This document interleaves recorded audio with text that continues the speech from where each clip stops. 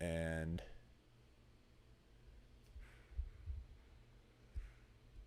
I think we are live. If not, we will know very soon in the chat. Thank you everyone for joining this week, Tour Life. It is going to be just me and Yuli this week. No Silas. So if things go haywire, we apologize. We are trying to do our best situation here, but let us know in the chat how the audio sounds if you're watching us live now on YouTube.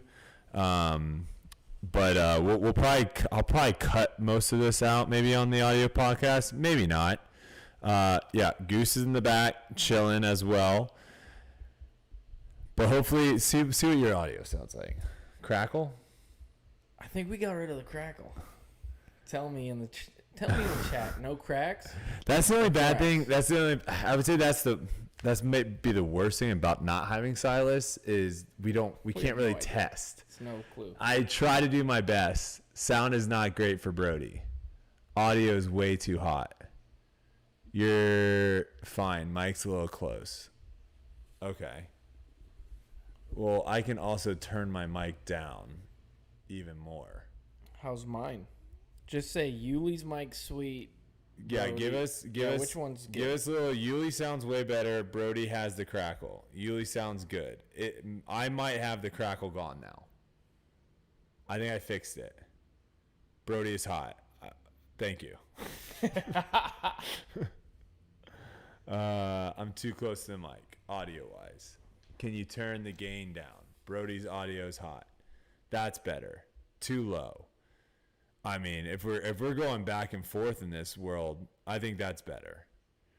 Okay. Let's try this for a little bit, and then if I just didn't want to move the mic away some. All right. Well, I mean, I'm holding it. I think we got crappy mics. First off, I don't want to throw anyone under the bus. I think these mics suck. Yeah. I think we got crappy mics. I mean, I gotta hold it like this. But this was like over $100. This is like $130 a mic. It's like a mini. No, I know. I think ideally, maybe what if we did this, and then we angle it. I mean, mine's a little bit more of a better setup than yours. How are we doing here? How does this sound? How does this sound? If you were on a scale of 1 to 10, give me a solid. I just like you using your hands. So, Goose, can you do me a favor and grab that stool right there, that brown one? I'm gonna set you up. Watch this. Oh wow. Oh my. Dude, this looks like a legit podcast now. Oh, it's interesting how I do feel like you're really far away from it. I could go like this. Well, I mean, I don't want you to do that. That kind of takes the point away. Oh yeah, let's do that. Let's do that. Dude, Goose is just like the greatest ever. Look at this. Forget Silas. We get the Goose. Now the only thing I think is we do have to make sure we talk this way. Yeah. Which could be weird with the audience. Well, let's see what they say. Can you hear me right now? How about we do this? I think I'm here, and I like you Indian style. Ooh, that one was tough. Sorry. Sorry. You can get your leg in there. Okay. Did we figure it out? Is that the play? All right. Well, this is an interesting topic. None of this is going to be in the podcast. This is all going to be cut out of the podcast. No, I was just talking. This is just for our live viewers. Volume up like 5 or 10%. Because I guess it's far away now. So let's do this. Do mine a little bit. Test. I'll juice you a little bit. Talk a little bit, Yuli. Talk. Test. All right. Guys, I think this is the best you're going to get. I think this is what it is right now. Good now. People love it. All right, so this is what we're going to do. Yuli is too quiet. This is what we're going to do. We got a decent I know my voice projects more. That's the whole point. It's going to make it a little tricky. I'm going to pull this up on my phone because that's going to be impossible to read from this far away. My eyes are terrible. All right, so first thing, I'm cutting this all. Yeah. In audio. Yeah, so we're going to start the podcast right now. What is happening? Welcome back to Tour Life. I'm Brody. This is Yuli. We're here in beautiful Waco, Texas, famously known by, or famously made famous by Magnolia. Chip and Joe, the famous show, Fixer Upper. We're here for Waco, which is also potentially the greatest tournament name of all time. Waco? We're in Waco, and it stands for Waco Annual Charity Open. Oh, I didn't even ever think about that. I didn't know about that until last year. Last year, someone told me that, and I was like, that's an awesome acronym. But we're here. We got a lot to talk about. We're going to talk a little bit about Memorial. That's where Yuli played last week. We're going to obviously do a little preview of Waco. There has been some course changes, and there's going to be some drastic tournament changes next year that we can kind of discuss. We've got a little bit to discuss with a great question that was posed on debate night. I want to get Yuli's take on it. I think it'd be very interesting to see what he has to say. Quick topic on the nicknames in disc golf that kind of popped up. Some people hate it, some people love it. We got some Twitter questions from you guys that we'll go through. And before we jump in, though, podcast ratings. You want to hear how the tour life is doing so far? Oh, boy. Okay. On Apple, we have 34 ratings. Okay. 4.5 stars. We have a lot of 5-star ratings, but we also have like some people, and it might be my fault, like throwing us a 1-star rating. So it's kind of like dropped. We don't really have any 3 or 4s. It's pretty much people either love the podcast or they absolutely think it's the worst podcast in the world. We only have one review, only one written review. And it was written like to the point of where the show changed before you came on. Yeah. So we have 0 written reviews of the new tour life. We'll see if that changes. Hopefully you guys, if you're listening on Apple, drop us a review. I love reading them, and we only have 1. Spotify, 52 ratings. So we're big on Spotify. Almost double the ratings on Spotify. 5 stars. 5 out of 5 stars. Wow. So look at us go. Honestly, doing pretty good. You guys have seemed to be really enjoying the podcast, though, lately here on the live. So if you guys are tuning in, 8 p.m. Eastern, Wednesdays. We love having you guys here every Wednesday. And then another new thing that we have, channel memberships. So if you're watching live right now on YouTube, you'll see, I think you should be able to see if you're on your phone or if you're on your computer, a button that says join. And I think you can basically join now and become a channel member. And what that will give you is a loyalty badge. So whenever you like leave a comment during the live stream, you'll have a badge next to your name. So it'll kind of pop out to us and we'll be able to see those a little bit easier. You get access to some emojis that will be updating throughout the season. That's kind of fun to just drop some emojis in the comments. You'll have priority to comments. So when you leave a comment on the YouTube video after the fact, or if you do it in the live stream, like I said before, it kind of will pop out. And then it's also a good way to support the podcast. So if you're looking for another way other than just watching, we appreciate it. If you don't become a member, there is no pressure. Nothing changes. We're still going to be here live every Wednesday for you guys as well. But we're just going to add that. And honestly, it also gives us the ability, like if the live chat does get to the point of where it gets a little crazy, right? Like when we had Gannon on, we had over 1,000 people. Live chat was going nuts. Right. You can set it to where only channel members can chat. So that way, instead of like the live chat just flooding and we can't really read anything, it kind of slows it down to the channel members and we can kind of read off. So a lot of potential there to do stuff. Without any further ado, though, I want to hear Yuli talk about the Memorial. I'm going to promote the pod, and then we'll get going. Memorial, man. It's always weird going back to the Memorial. I'm obviously from Arizona, born and raised, born in Flagstaff, grew up in Show Low, lived in Scottsdale for probably 15 plus years. So it's fun for me to go back. Now, the whispers that I hear from the rest of the tour, it's like, why even play the tournament? Because it's not an elite series and all that stuff. And so I was even talking with Big Germ, for example. Past champion. Yeah. And if you know Big Germ, like, he wins a tournament, loyal guy, right? He's like... Okay, so he won... You know what I mean? Like, well, like I always see him playing Myrtle Beach. Yeah. That Myrtle Beach Open and stuff. Tupelo. Like he's got he kind of connects with things on a deeper level. It feels like to me, and he skipped it this year, which is telling me that it's kind of just going to the wayside. Now, with that being said, then there's another spot for Discraft players. Discraft players go there because we have a lot of drops, right? Bob and Mike Wagner, president, and then the team manager go there, and they drop a bunch of cool discs for everybody. I will say there is no pressure for Discraft players to play that tournament because I kind of forgot about that, and there was no email, text of like, hey, Brody, we really want you to be at Memorial. Which is cool that they still allow people to kind of pick and choose tournaments. For sure. Especially it being off tour.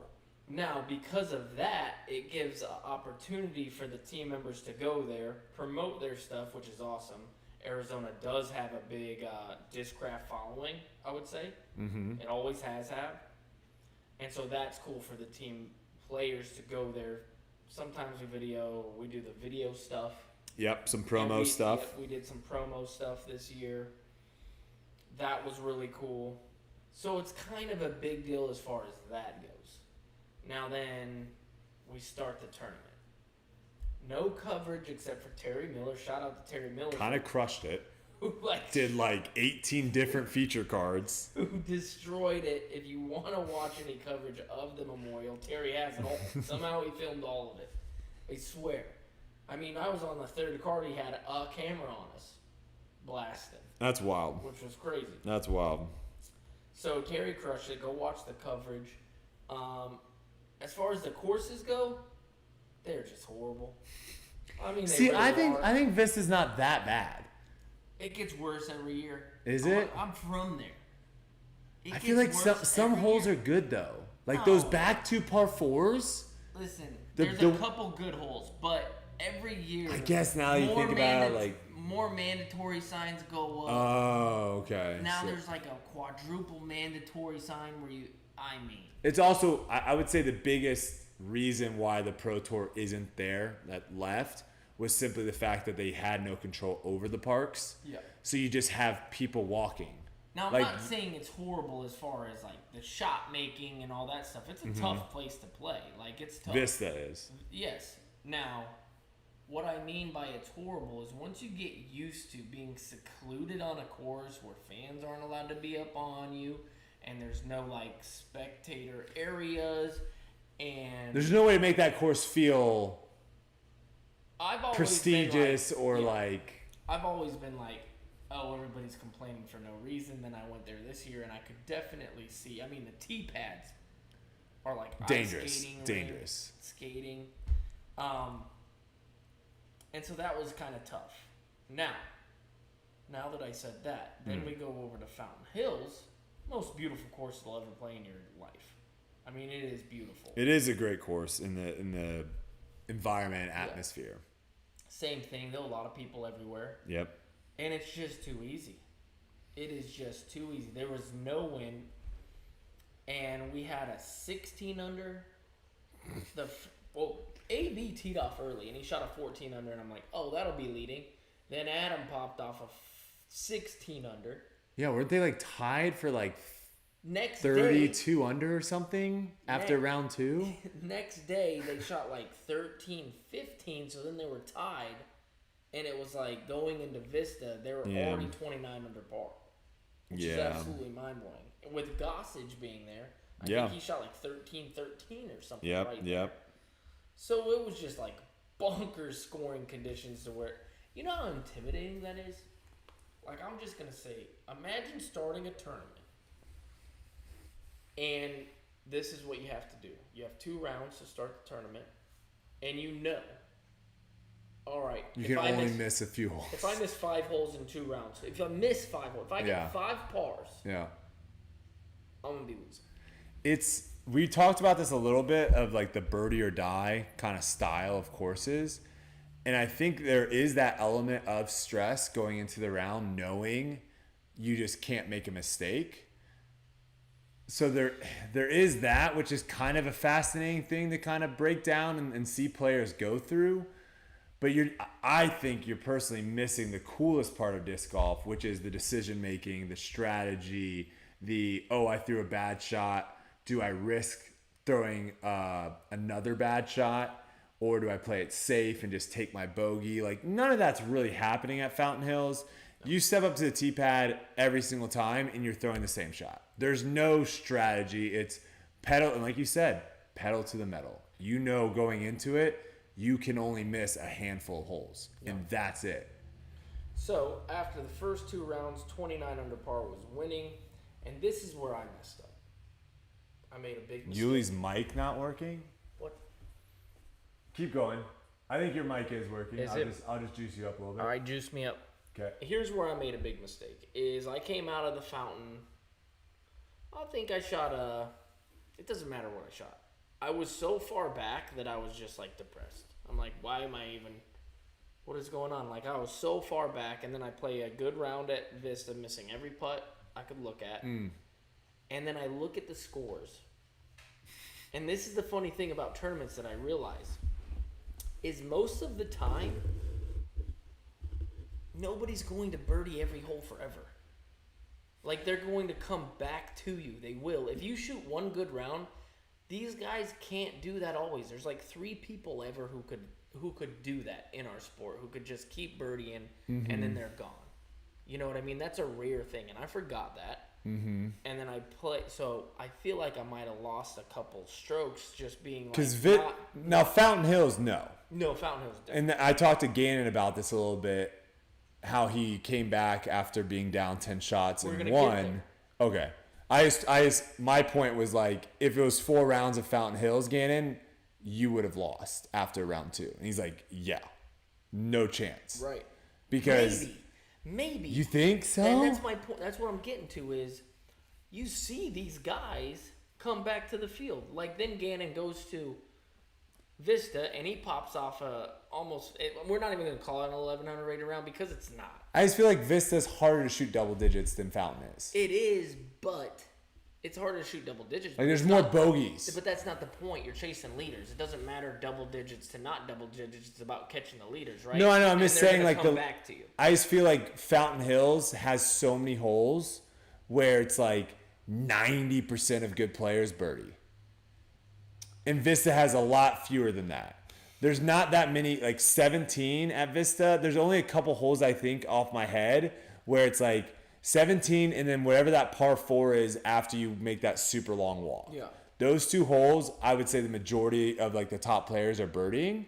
But like Fountain, to me, I feel like aren't there like 6 or 7? You're almost playing like 12 holes. Because like 6 or 7 of them, everyone's birdieing them. Well, part of it is the scoring conditions at Fountain were so good. If there's no wind, it's like... I was saying that the wind was so opposite of what it usually is that it was sucking the disc closer to the basket. It just wanted like a vacuum of this disc going That's in. That's what it felt like. It was just like, no matter what, you were going to be putting for birdie at that place. Vista had changed. It got a little breezy. And with the breeze at Vista and Fountain, we weren't out the Fountain, obviously, but with the breeze at Vista, that place can be tough. Yes. Very tough, especially with all the Mandos and everything going on. Distraction Central. I mean, those guys shot. Here's my point. Gannon goes, he shoots like a 12 under. Not that crazy to me to shoot a 12 under. Because like I said, I shot the 3rd round an 8 under, which I only gained a couple spots. But on the leaders, so it wasn't like the whole field played bad. And 12 under was crazy bonkers. It was just the 2 leaders came like this, straight back. The whole card came straight back to where there was like a 2 under, a 3 under, and like a 6 under. That's how Gossage got in there. It wasn't like Gossage shot like a billion under. They came back to the field, and that's when Gannon got on the lead card, and he was only 1 back. Gossage 1 back, or maybe Gossage was tied. And then Adam and AB go into the final round. Comes down to the end. 3-way tie. Gossage, Anthony, Gannon. And this is what's also crazy. They play the first hole, whatever. They all birdie it. That's that triple Mando hole. Triple Mando, which is actually kind of Did they move it back this year too? Same pin placement? Same spot. Okay. AB was the only one that really had to make a putt. So, yay, crowd goes wild. AB makes it. Obviously, hometown hero. Second hole, AB throws it over the condos a billion miles. Yeah, It was big. crazy. They move this one back. Yeah, okay. He goes 40 deep, and I'm sitting there with a couple people. Gossage hit the trees. He was donezo. And I'm like, Gannon's lining up a sidearm. And this is 400 and something feet into a headwind. And I'm like, He's been practicing the sidearm a lot. I'm like, oh, I don't think this is going to work out for the kid, you know? Yeah. Because it's like a tricky little, he puts it to 2 feet, like 8 feet, and it's over, just like that. I was impressed by, and that's what I wanted to talk to you about, is I wanted to ask you, why is there a difference between Gannon's mindset, AB, Gossage, let's say, down the line, to where it just seemed easier for him? Like, down the stretch I was watching him, he was so calm. He made the shots. He didn't mess up. So calm. And you can see and feel the nervousness of other people. And, like, Anthony's my dude. Like, I want him to do it. Like, what's the difference? I feel like that's a great topic. I think the thing that jumps out of the page is, like, Anthony hasn't done it yet, right? And so the amount of pressure he probably feels to finally get a big win. But he wins a lot. No, he doesn't. Like, like, this isn't a pro tour event. That's what I'm saying. This is not an Elite Series event. This is still smaller event. Yeah, and he almost won it against Gannon. Right, but he didn't. No, I know. I'm saying, like, the events he wins, the field at this event was better than the events he has won. Yeah, for sure. Yeah. Like, he normally goes, like, the Shelly Sharp or whatever. There's, there are good pros there, but there's only a handful of them. Yeah. And there's not a Gannon Burr, who is a top 5 player, potentially top 3, potentially best player. Who knows, right? Yeah. So point, it's a little bit like he almost won the tournament, but I do think when it comes to, can't you just tell you with it, just watching? Yeah, you can see it. I think once you get there, like, once you've actually have done it, it just becomes less pressure. But I could also see if Gannon comes out on tour and we're 5 events in, we're 6 events in, we're 7 events in, he hasn't won. We're 8 events in, he hasn't won. Now he might start feeling the pressure of, well, when are you going to win? You won last year. Why aren't you winning this year? Same thing with, like, a Simon, right? Like, Simon won 4 times last year. Right. Like, I don't think it's going to affect Simon, because I actually just think Simon loves playing disc golf and could care less whether he finishes last or wins. Yeah. But I think it plays both ways sometimes, of where if you win, I think it's easy after to kind of be loose and just trust the process and trust your throws and putts and all that stuff. But if you don't see success if you don't see success at a certain point, that pressure builds. And then for AB, he's been so close at winning a big one. He's been in a lot of, lead cards towards the end of these Disc Golf Pro Tour events, and he hasn't been able to put it together. And a lot of times too, let's be honest, there is a little bit of luck involved in winning some of these things. Well, there was a Statmando came up with a stat that he out of 8 times he's been on the lead card, final round of Elite Series, he's only podiumed 2 times. I mean, that's not a good stat for him, because that tells me that, like, when he is in contention and has a chance to win, his play drops. Versus like a Corey Ellis, for example, he didn't win last year. Yeah. But, like, he was just, 1 or 2 bad breaks for him goes his way, or a bad break goes Calvin's way, and he wins twice. But then why is it like the good breaks always go to the other guys? I don't think they do. I just think those they guys handle it differently. No, I just think they put themselves in those.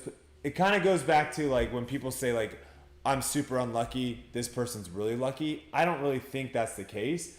I just think if I throw a bunch of bad shots, right, the chances of me having bad breaks is going to be way higher than someone that throws 1 or 2 bad shots. Sure. And also, if they only throw, if Paul or Ricky or whatever throw, like, 1 errant shot and it gets a good kick, everyone's going to be like, oh, he's the luckiest person ever.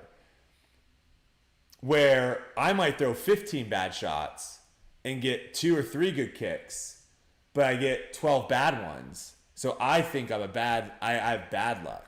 When in fact it's like, well, no, I throw so many more shots. Like, you're going to get bad breaks more than good breaks when you throw bad shots.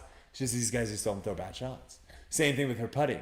You know, you talk about like, you know, chain outs or putts that barely, oh no, like if you're good at putting and you're hitting the center more than the people that are hitting the edges, you don't have as many putts that you need to catch. Yeah. And so I think it just like optically, it looks maybe like these guys get way luckier, but in fact, it's just they put themselves in positions way more often to where luck doesn't have to come into play. I think that's either that, or I think the big leveler is outside the circle putting. That's a huge one. I think that's where everybody. Like, Gannon makes so many outside the circle putts. We just played doubles against Gannon and Alden at Waco. It will be coming out probably, if you guys are watching this now, it'll be probably coming out on Thursday. And when you play, you know, these practice rounds with them, I mean, it wasn't really a practice round like you were playing doubles. We were still throwing some extra shots and extra putts and stuff off camera. And it's like, the biggest thing that I need to work on after playing with him is the power that he can get, the power that he can generate from 40 feet, 50 feet, 60 feet. It's like, I look like I'm struggling to get the disc there. I hear you, dude. And I'm having to like think about like, oh, do I need to like put it on Annie and have it like drift a little bit and then come back at the end? Like, that's just so much harder to be consistent. Yeah. Then he is essentially doing the same putt. He might aim a little bit higher and a little bit more to the right, but he's just doing the same putt. And I mean, I think that is going to be the biggest evolution in disc golf we see in the next few years. I don't think it's going to be, you know, as many people throwing like AB, like, or Eagle, crazy distance. I think there will be more, but I think we'll start seeing more players deadly from Circle 2. And then you end up having like an Isaac Robinson tournament of where he just couldn't miss at Idlewild. Yeah.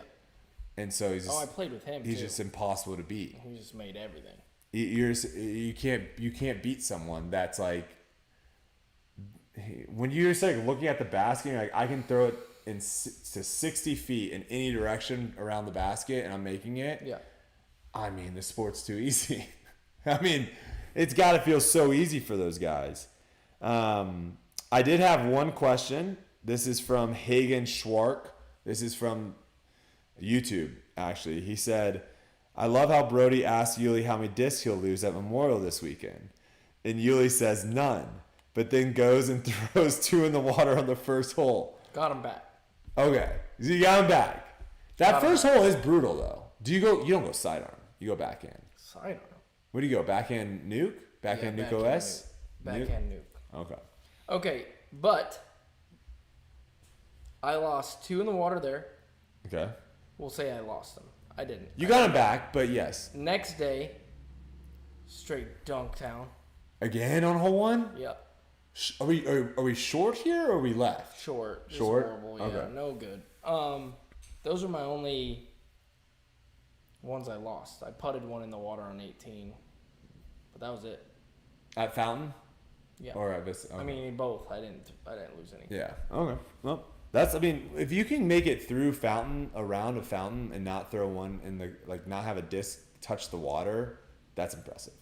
Yeah. Maybe not as impressive when it's not windy, early. but yeah. I mean, and this is crazy. Listen to this story. This really happened. So, I throw the shot to start the tournament, and right away I'm like, that's never getting there. Horrible shot. Is it automatic retee? Even if you don't cross? No, if you don't cross. So if you cross, you're good. You can go up there. Okay. But I just start giggling because I'm like, there's no way I crossed. Like, whatever. Then the guy goes and he sticks my flag. So then, I'm playing with the crowd and I'm like, yeah. And they're like, yeah. So it was a funny little moment, even though I knew I was like, that never crossed. Yeah. Gannon and a couple other guys were like, yeah, that didn't cross. And I'm like, I kind of know. So I go to the drop zone. And I choose to go to the drop zone. I could have just walked up there and been like, hey, he said I crossed here, but I didn't. I go to the drop zone, and I call provisional, slip, sky pilot, straight into the drink again. And I'm like, okay. So then I walk up there, and I get up there. Now, tell me what you would have done. And then I'll tell you what I did. He goes, Paul, calls me by name, first of all, the spotter. All right. And he goes, you definitely crossed. He tells the group, you definitely crossed. And I'm like, what? And he's like, by 6 or 8 feet. And I'm like, well, that's a lot of feet. This guy's standing on the line. I was gonna say, where was he standing? Oh, he's right on the line. So he had a good perspective of it. 30 feet away from the basket. Okay. And he says that. And then I look at the group and I'm like, 6 to 8 feet is a lot for him to get wrong. Yeah. And then Gannon's like, there's no way it crossed. And I'm like, I didn't feel like it crossed from the tee, but I come up here and the spotter says, Paul, for sure you crossed. Yeah. This is what the guy says. Yeah. Word for word, for sure you crossed. I've been here all day doing this. You're 6 to 8 feet inbounds. And so then I'm like, I look at the group and I'm like, well, I kind of got to argue it now. He didn't say I was this far or maybe. He said you were 6 to 8 feet.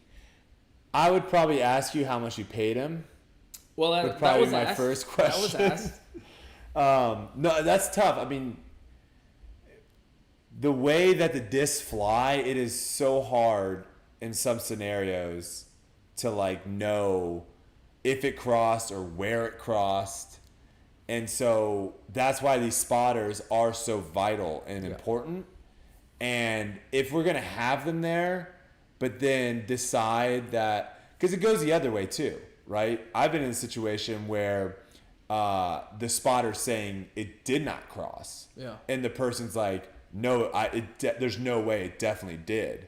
And so they're going against the spotter, being like, you mean absolutely nothing. It definitely crossed. And then we're just being like, we're 400 feet away. This person's right here. This is their job to tell us whether or not. Why is he even there? Well, if we're not going to use his knowledge. So, I always think it has to also be, like you said, they were in a good spot to tell the perspective.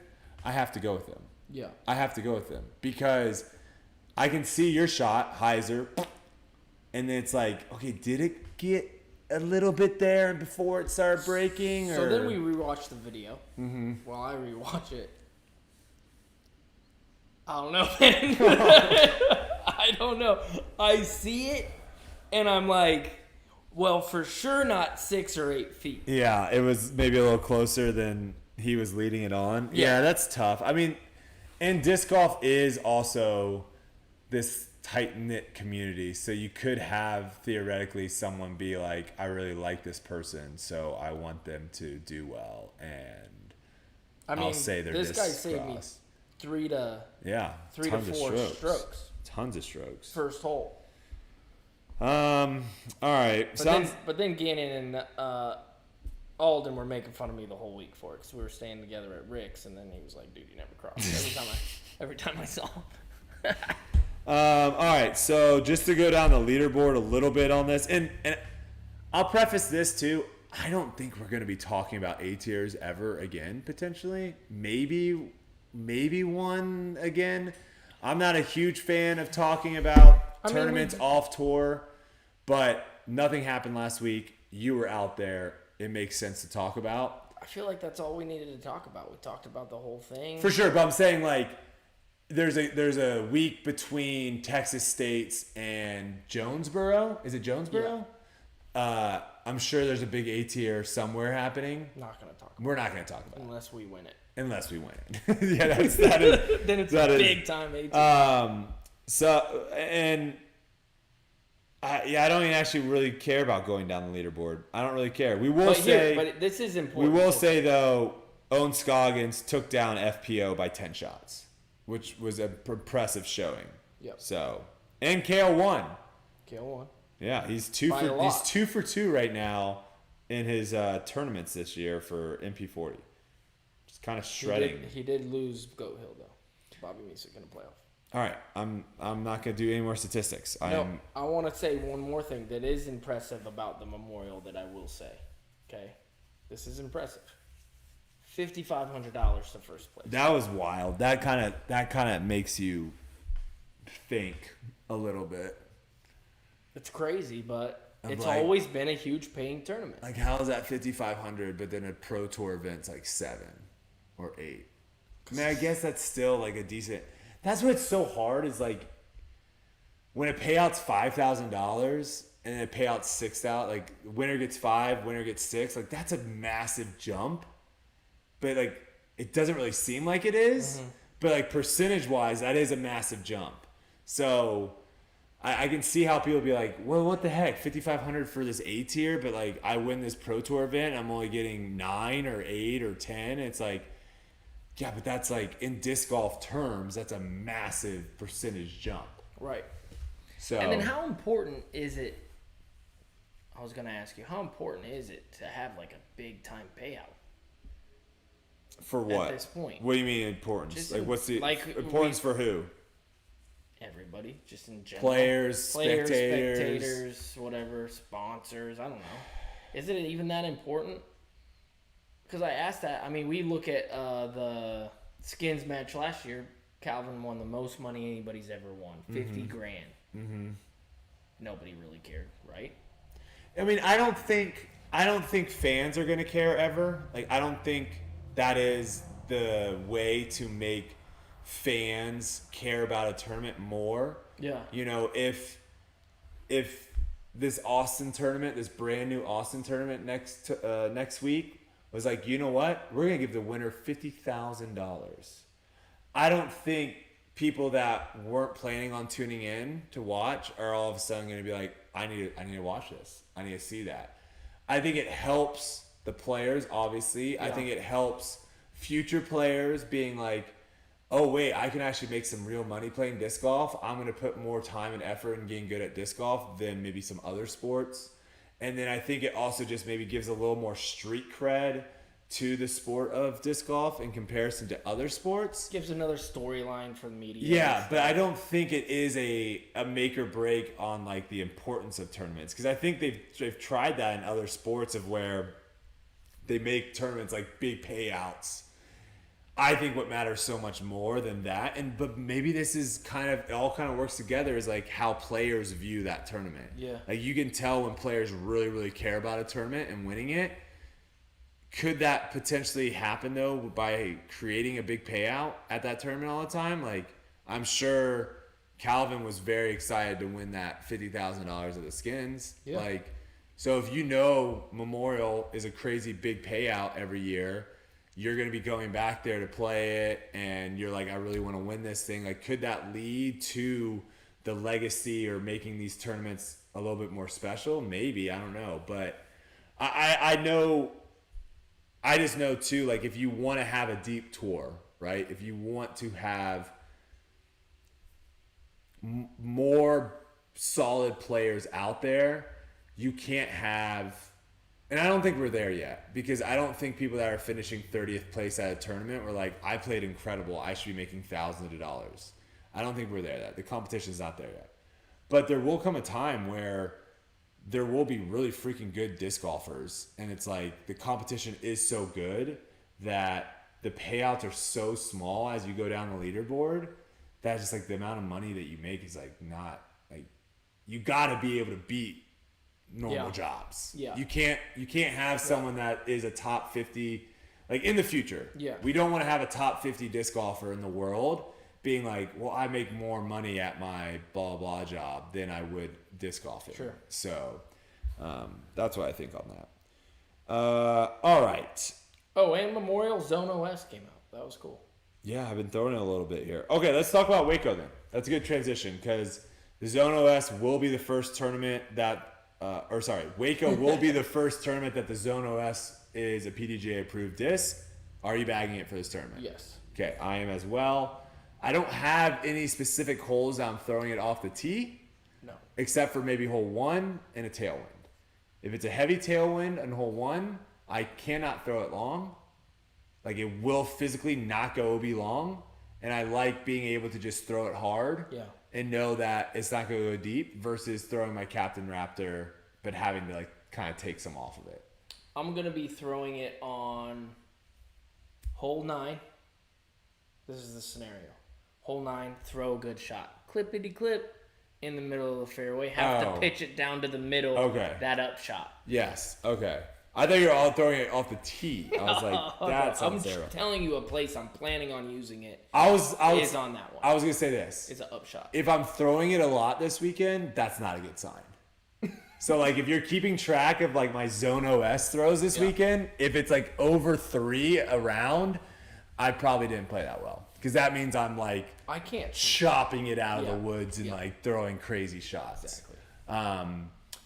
There's not too many. Like I did throw it on hole 18 today as my upshot. Like I laid up, and then it was a pretty big right to left wind for my upshot, and I like just chucking that out to the left and just letting it die in there, not being afraid of it like gliding too much. So there's a couple upshots I could see in the open holes, and then like I said, some scrambles. But I think it's a great disc.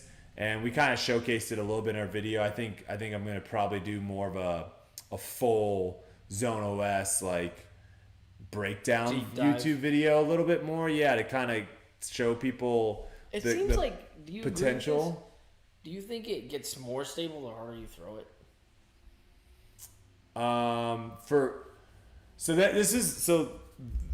I've been working with this disc for the last several months. And they sent multiple prototypes. I want to say it took like 7 or 8 different prototypes to finally land on what we have now. And there were certain times, like I think it's in a good spot now. There was one disc that they sent me. It had I had never felt a disc like this before. It had like a really thick bead, but it was like in a weird spot on the disc. I could not throw it like 240 feet.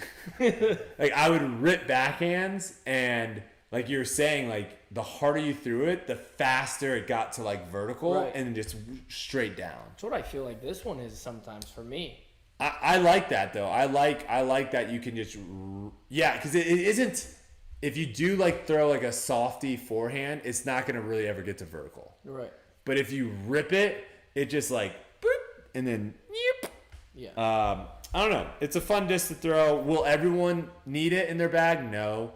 But it will fit a spot for a lot of people right now. That if you like Discraft and you want to throw Discraft and you're like, I love a zone, and you're out there always being like, what are those like overstable runs of zones? Who's got those? You don't need to do that anymore. Right. I am very curious to see how it flies in a different plastic as well. So that will be exciting. Let's talk real quick what you guys should be expecting this week at Waco. I always kind of want to run through the course changes. Mm-hmm. And if there's anything that you want to talk about as I bring up a course change, let me know. Hole 1, biggest change is the OB on the right-hand side used to be off the border by 3 feet. So disc that would go up, hit the hill, and sit. Great. Sometimes your disc would go up, hit the hill, do a little funny thing, and then roll and hit the wall and be OB. I like that. I usually don't like having OB in the wall and basically having like the wall save you from going OB. But on that hole, I think it makes sense because that you would just see 2 of the same exact shots come into the green, and one would stay safe and one would roll OB. I didn't like that flukiness. It takes it out. I like it. Hole 2, I think, is potentially one of the better changes they did this year, where they elevated the basket. I think that hole only plays really difficult when it's a severe headwind. I think right to left, it's not too bad. Left to right's not too bad. Tail obviously is eagleable, but with it being with it being elevated this year, I think it makes your second shot a little bit more stressful because you want to get a little obviously closer. And then the OB around the green, especially if it does get a little windy, which it looks like it might this weekend, I think the OB could come and play now. Yeah. If you have that 40-footer, you're running that every time or being aggressive. Now with it elevated, it's going to be a little dicey. Sure. Hole 3, they've planted 2 new trees. So you have the forehand wide shot, you have the forehand kind of straight and then fade shot, and then you have the shot that I would say 80% of people played last year, which last year was basically like a flat raptor. Yeah. And then kind of have it fade up into the hill. Now they've planted 2 trees in that gap. They aren't big. It's going to be very interesting if Waco's around like 30 years from now when these trees are like 100 feet tall. I don't know how fast trees grow. That could be, they might not even be that tall. But that shot is now a little more dicey. A lot. What are you doing? What did you do last year, and what are you changing your play? I always just do that. Yeah, flat raptor down the middle, skip it up there. I'm not changing it. It's just a tighter line. Okay, so you're doing the same shot, but now there's a chance for it kind of clipping one of those trees. Yeah. Throughout the woods, not really any changes until you get back out of the woods, I would say. Oh, sorry. Hole 9, the really tough par 4.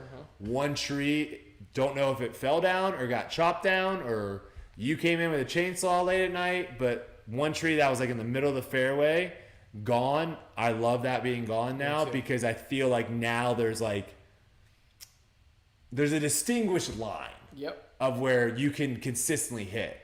Where I feel like last year, people would throw a great shot and like barely nick that, and it's just like, oh. So I like that change a lot.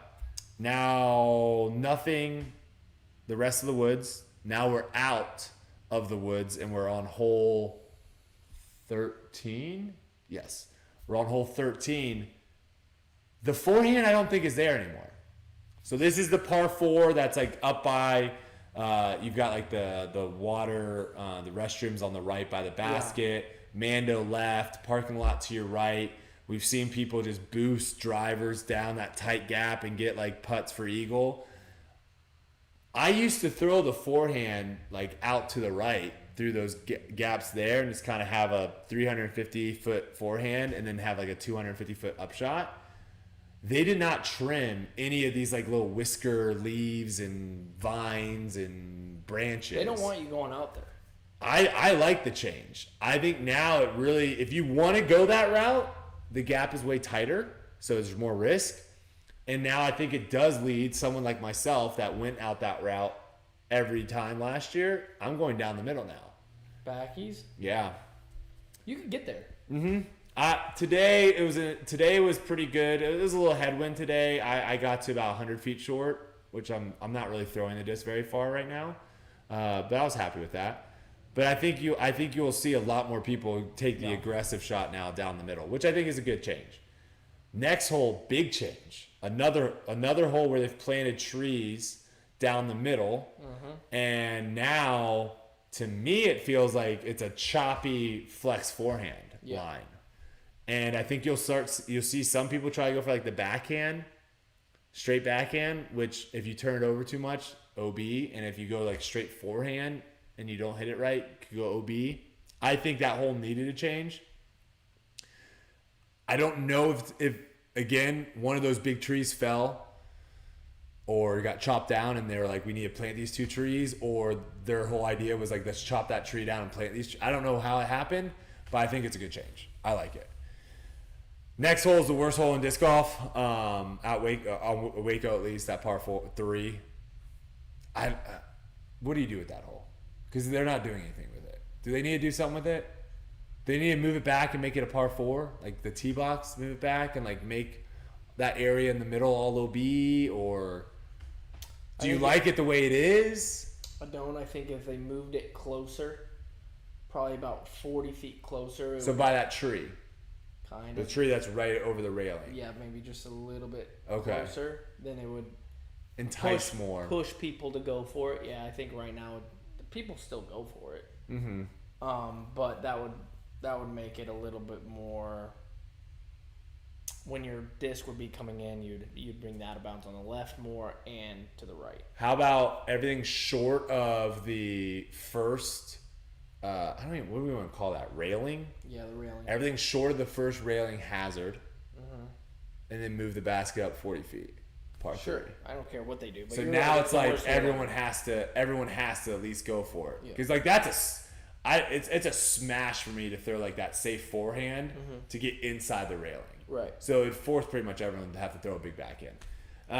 Next hole, I think a tree fell. I think this tree fell. I don't know why you would take this tree out.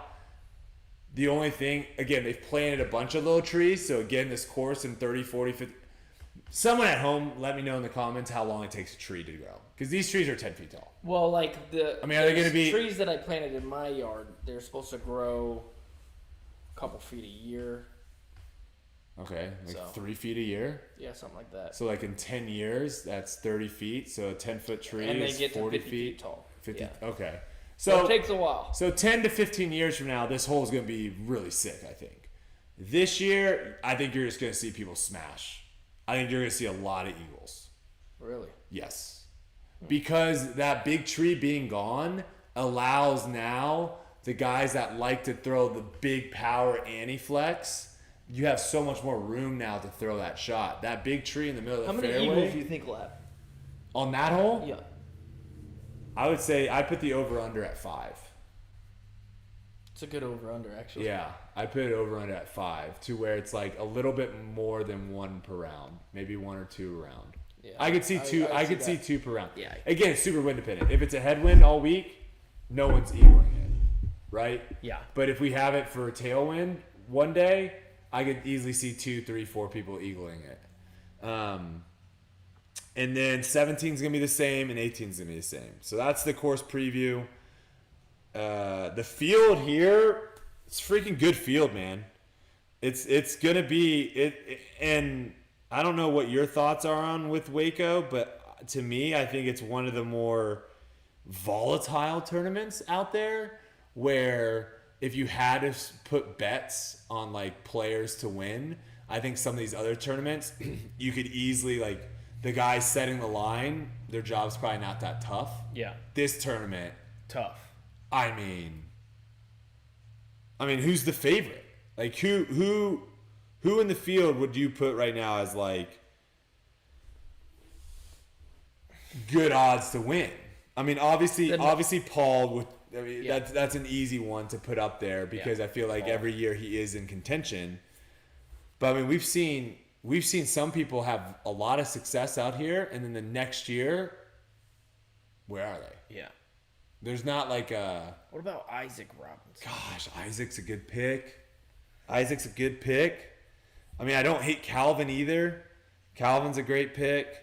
Eagle will be an interesting one because the sidearm, again, is the question mark. Yeah. He hasn't played well here in the past. Mm-hmm. You know who's another really good pick for this tournament? Matty O. Someone that has been on the doorstep of lots of tournaments and just hasn't really been able to finish it.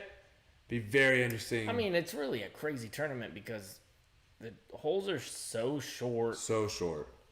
Tight little lines that anybody could really do it. Because the field's so good, like you said.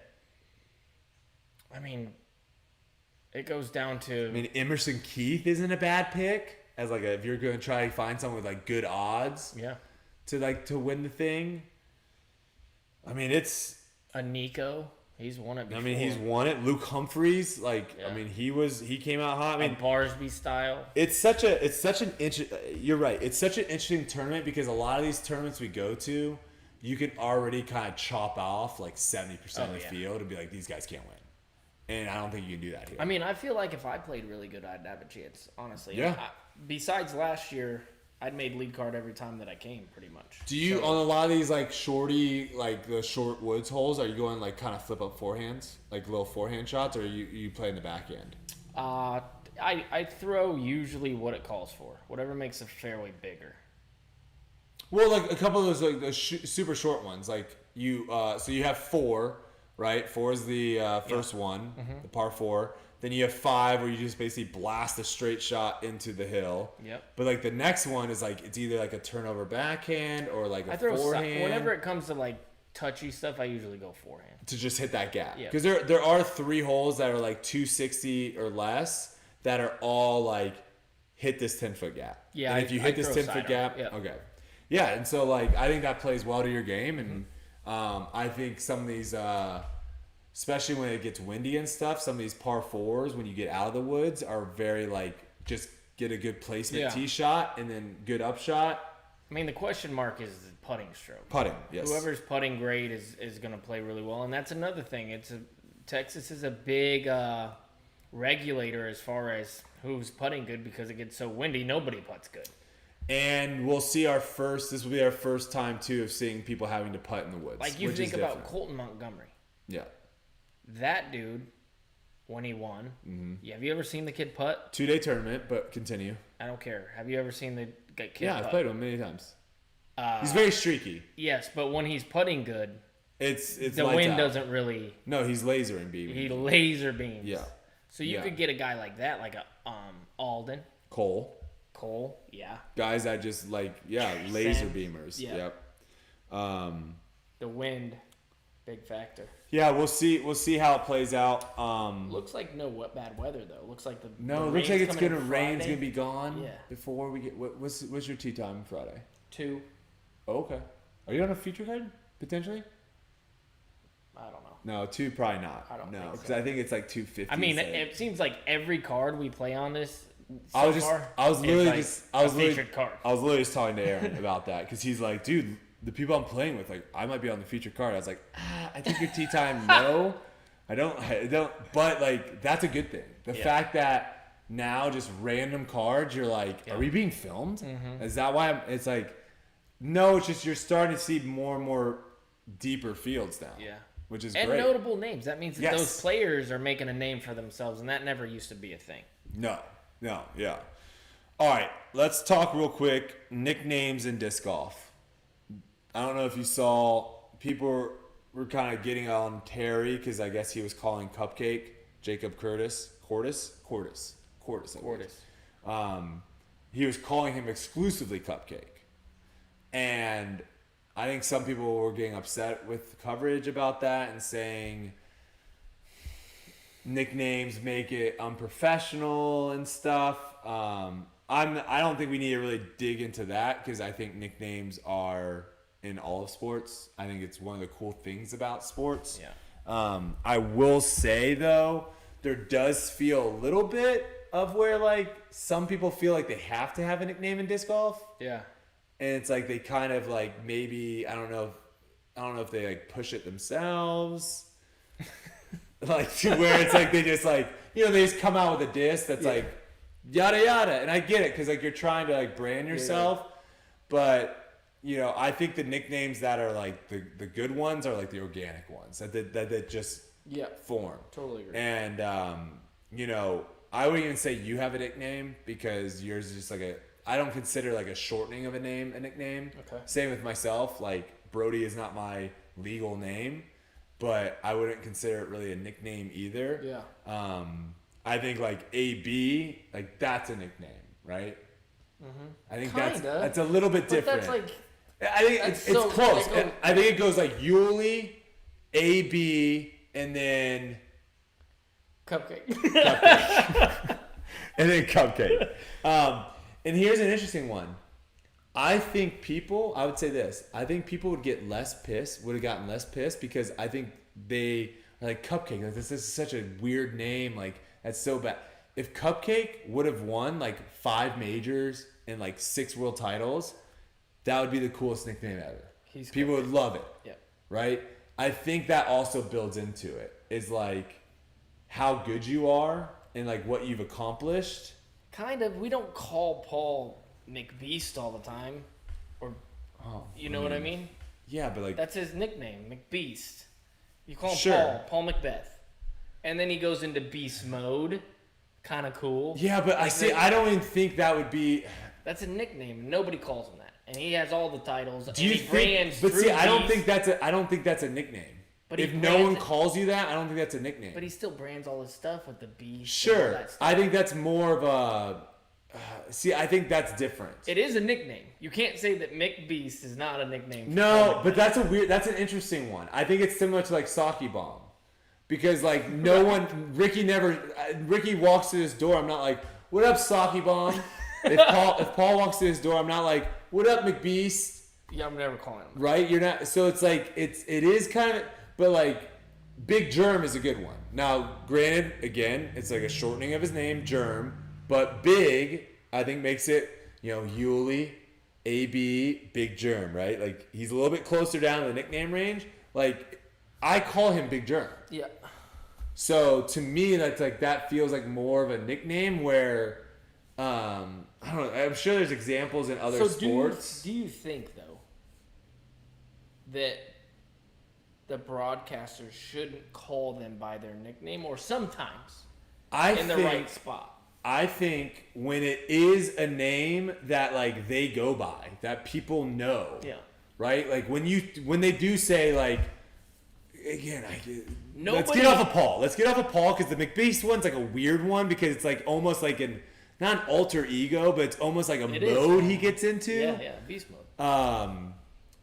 But like, I'm thinking of like other sports. There are like people will say, let's just go in basketball. Well, people will say like LeBron James. Yeah. But then they'll also be like King James, right? Like they'll also sometimes will use that as well. They don't only use that one. Where Tiger Woods, like Tiger is his nickname. You only say Tiger. You're never saying Eldridge. Yeah.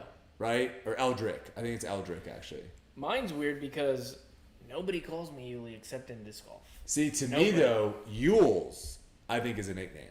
Yules. Yeah, because that's not like, that isn't just abbreviating your name. It's abbreviating your name, but adding on something similar to like a big germ. Yeah. So to me, like Yules, I call you that. Yeah.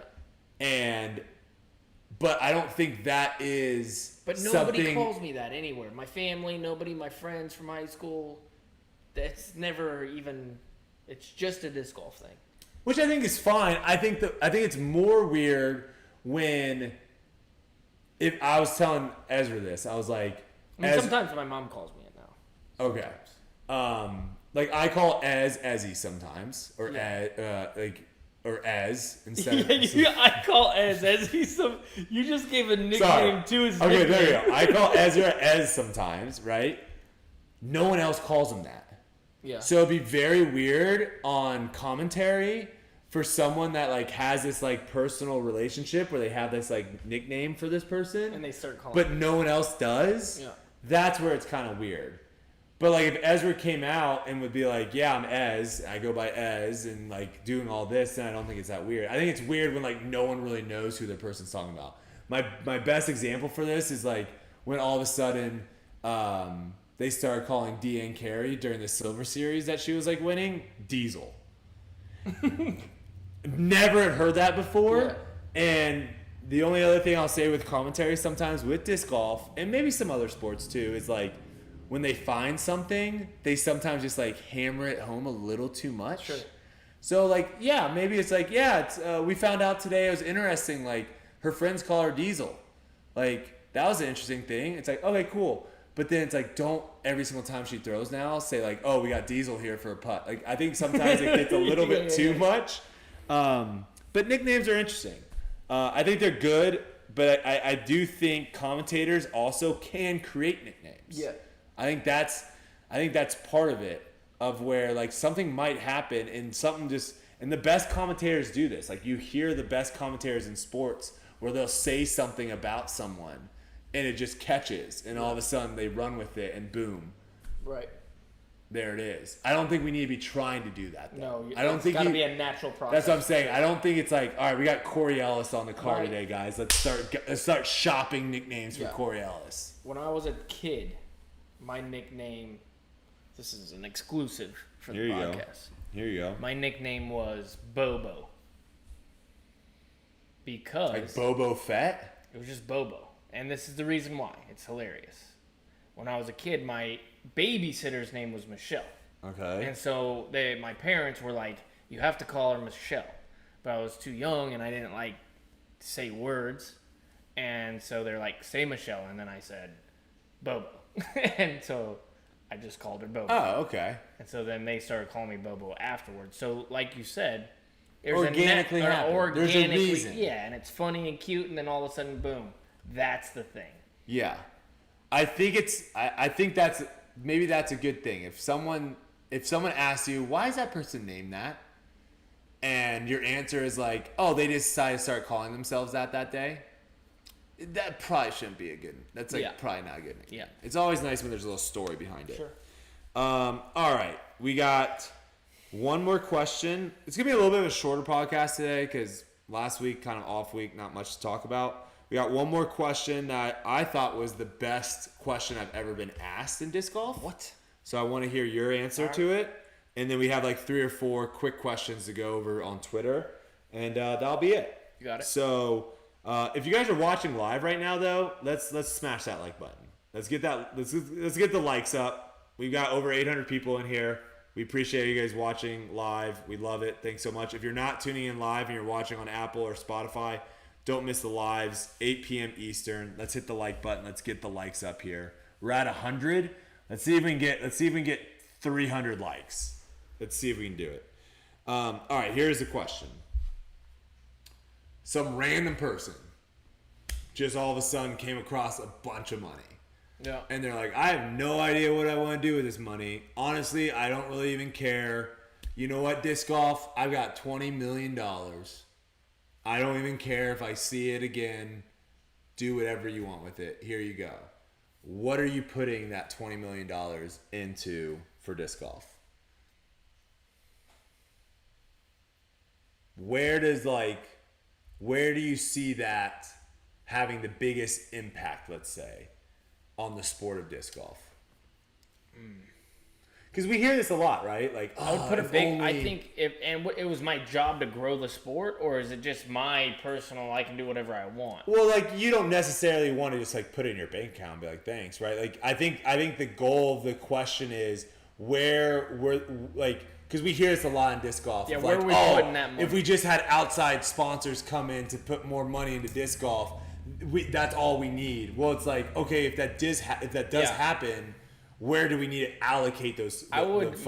That's where my entrepreneurial mind would step in, and I would say the first thing that I would think about with that much money is I would figure out a way to advertise to get more money in. Okay. So use it as an investment to bring other products in. Interesting. You know what I mean? So marketing with there's all kinds of ways you can do that. You know this, with YouTube and this and that. Yeah. And just putting commercials out there all over the place to grow it that way, I think would be pretty big. I mean, there's all kinds of things. Building a really nice course, championship course that's perfect, would be the other place that I would put it. I thought that was the best answer. But that would be also along the lines of that's going to grow the sport, right? Mm-hmm. So that would be the next place I would put those two things. Yeah. They kind of run hand in hand. You'd invest. If you make the correct investments and grow the game and you have a really nice course, you're going to turn that $20 million into something bigger probably pretty quick. I thought that's what Hunter I didn't even think about that. Hunter came up with that answer of where it's if you could pull a Maple Hill off of the tree farm and just plop it somewhere and it's all yours and you can do whatever you want with it and it's just a disc golf mecca and it's the home of the biggest heck, make it where Worlds is every year. Whatever you want to do it, this is the course and you can just make it you could build TV towers to where now, and that was the other thing too that I thought was interesting is the production side. Which was, to me, that is is that the chicken before the egg, or the egg before the chicken type of thing of where. Plus, it's expensive. If you put all your money into production of where it's all right, well, let's get tons more cameras out there and stuff like that. What are you gonna film? What are you gonna film? But then also too, you're still only showing. You're now just giving a way better product to the same audience. 100%. Yeah. You're not increasing the audience. Which is why I say.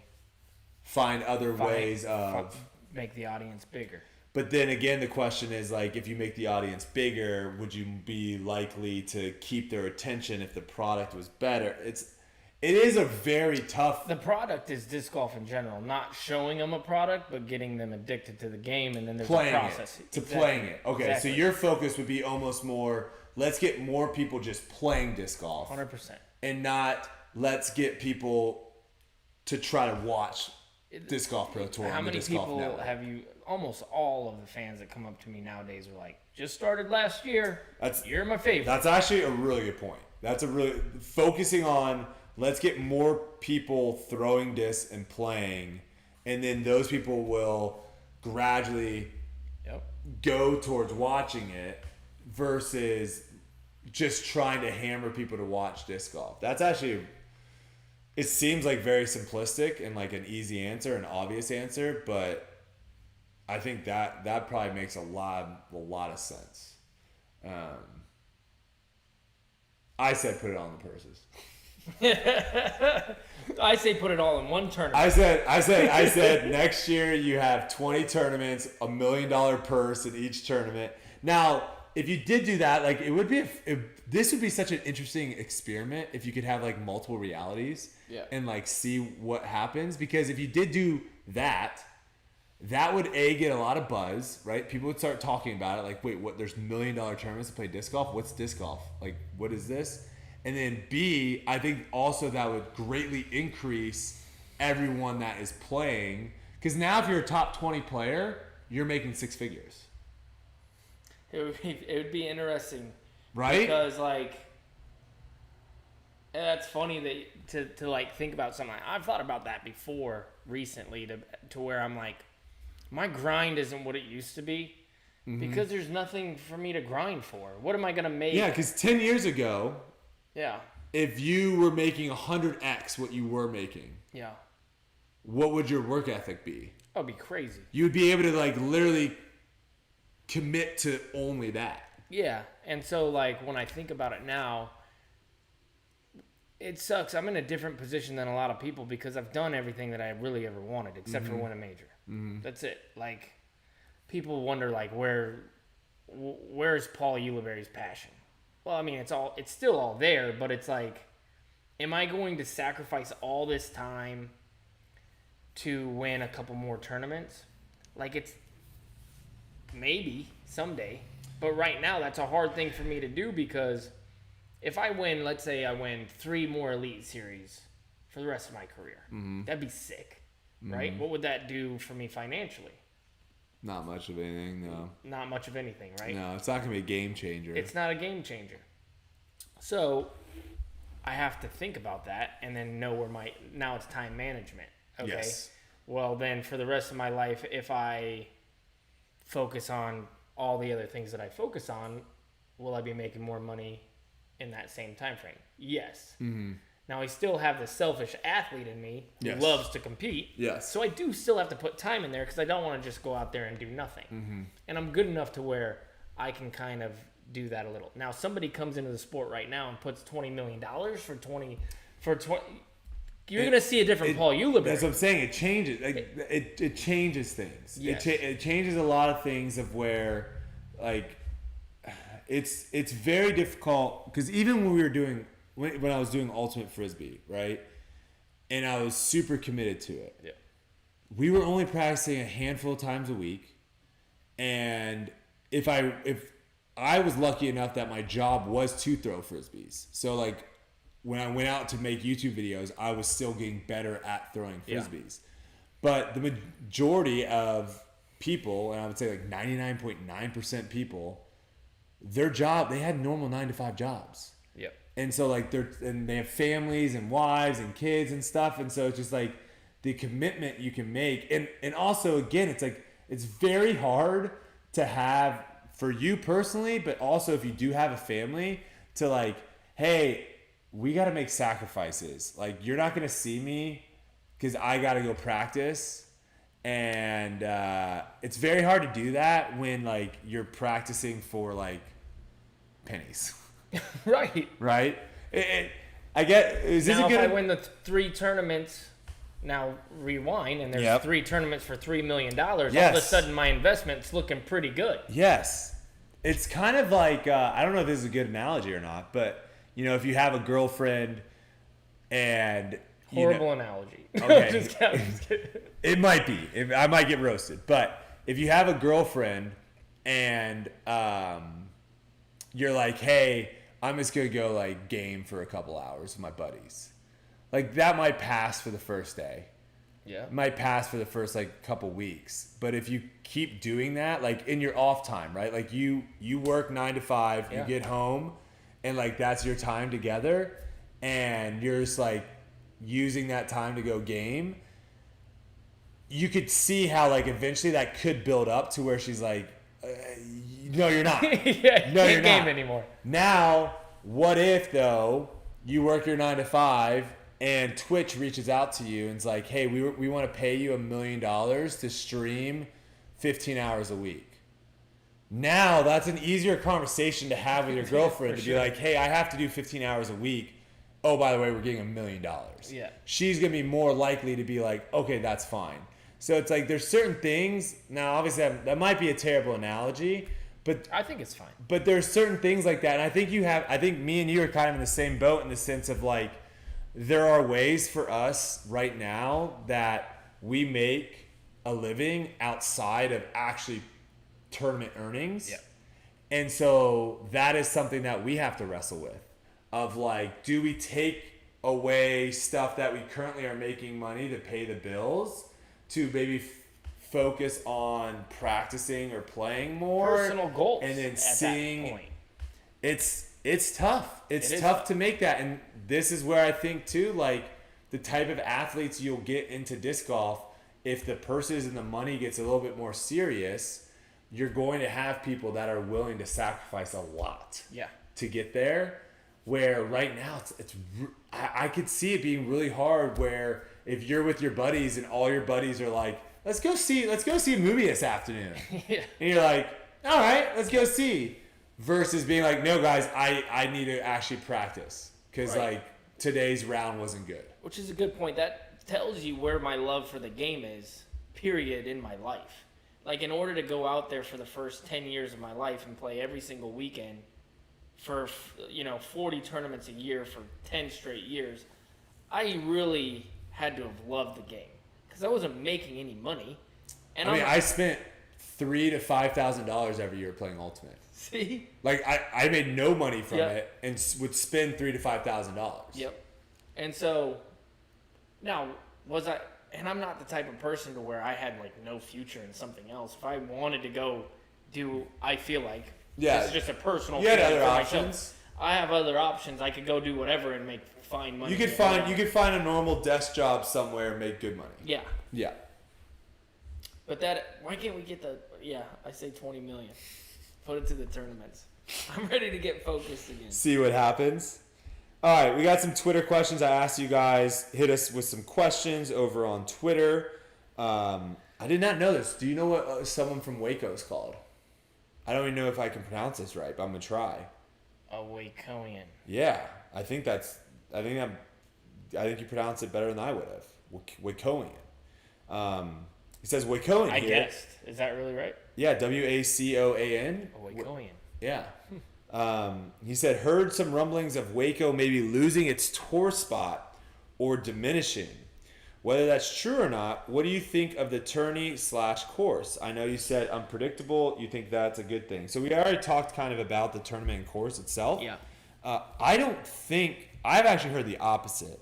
I heard that the course, and I think they've talked about this other places, so it's not like breaking news.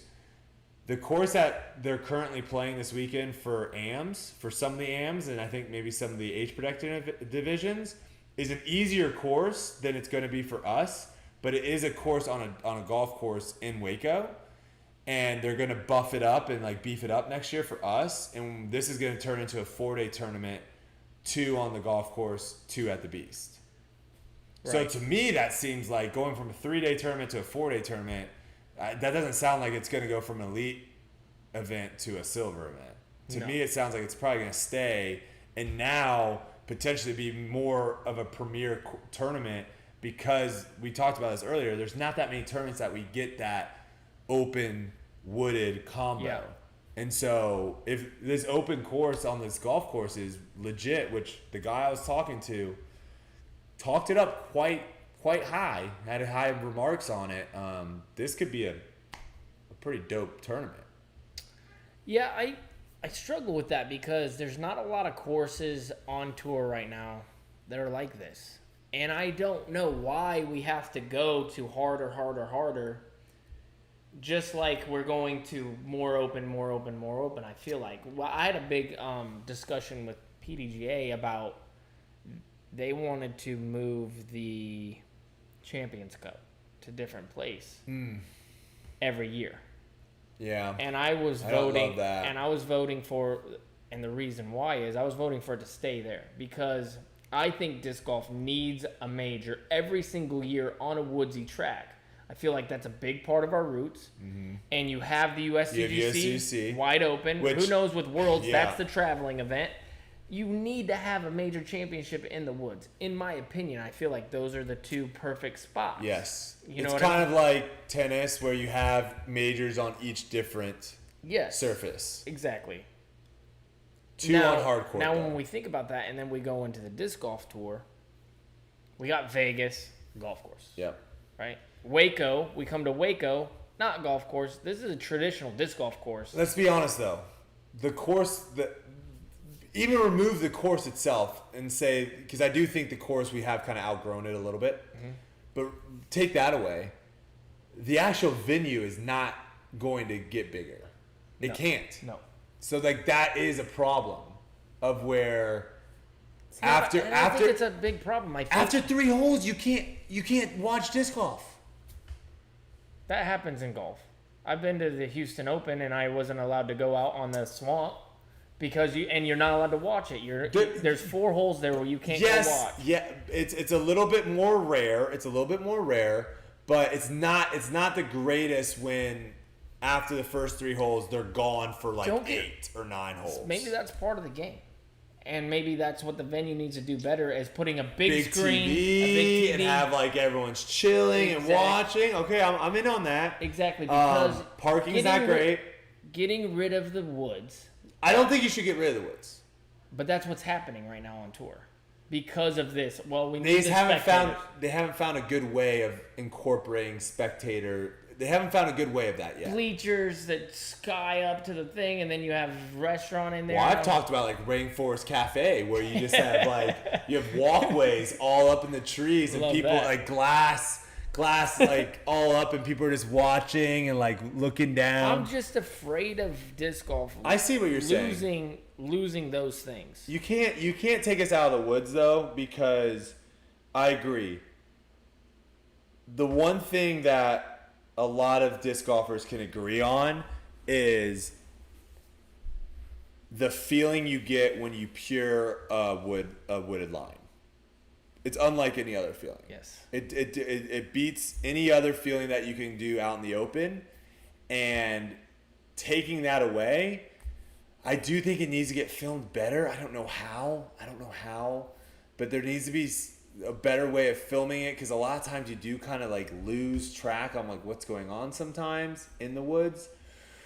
But I'm with you in the fact of like, I don't want to see that go away. The only thing I can think of is like, if they're like, hey, we want the potential of being able to have 1,500 people on the site at one time. I don't think you can currently do that at the Beast. So do you do the Beast Thursday and Saturday, and then do the golf course Friday and Sunday? So then the big day when everyone's there on Sunday, you can have, I don't know, maybe that's what they're thinking. This is also, I would love to like, and maybe we get Jeff Spring on here. Yeah. Maybe we get Jeff Spring on here to like kind of ask him some of these questions. Man, I get it. I get how important it is to have people watch you. Yes. And that's my favorite part about it is when you're playing well and you're on that card and you got the whole crowd following you, and sometimes you look back and you're like, that's pretty cool. Yeah, there's a lot of people. Yes. So maybe that's what we do. Maybe we have to get Jeff Spring on here and just kind of ask some of these questions of like, why? Like, what is the thought process? Because maybe there's some things that we're not thinking about that we're like, oh, that makes a lot of sense. I mean, the things that you said, it is a little outdated, but it's outdated because all the courses are becoming these gigantic throw far contests, and whatever happened to the classic stuff, you know? In golf, there's still tournaments where you have to shoot 25, 30 under. I don't know about that high.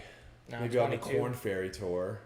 PJ Tour, yeah, like low 20s would be like ridiculous. Well, they just played one. What was it, 2 weeks ago? Not Bay Hill. Bay Hill, the winner was like 7 under. Yeah, in Hawaii. Yeah, the Century, yeah, or Tournament of Champions. Yeah. I mean, there are some. I think because I like Waco. I think it's an awesome blend of kind of park style. You know, got a couple trees in your way, open holes, and then you go into the woods and it's like, bro, like the first hole's 440 feet and you can double it. Yeah. I've done it multiple times. Yeah, it's a 440 foot par 4. Like, they have some great holes in there. So I don't know. We'll see. I will say this. I think people are way more excited to watch Waco than Vegas. I will say that. Like, I think fans-wise, Oh, yeah. The gist that I got is, like, people aren't really interested in, you know, Vegas. So, all right, that was from Josh Delaney. All right, Matthew Jackson. Why are banner walls close enough to the OB line to deflect disc back in bounds? Bad shots should be penalized. We talked about this a little bit on hole 1. They do this, I would say they do this on the majority of OB lines now, where they do move the walls far enough back. Yep. That was, I think, an oversight when they first did it. They didn't realize, like, oh, snap, like, people can just, like, chuck rollers and just have this backstop and, like, be safe. They are fixing it. However, I do think some holes need it. Like USCGC, the hay bales, right? Like, I like the OB line is right on the inside edge of the hay bale and not a foot off of it. Yeah. I think there are certain holes that it makes sense to have. Most of the time, I would like to see it on slopes where they're forcing us to throw Into the slope. There should be a line at the bottom that catches your thing from rolling 400 feet away. Yeah.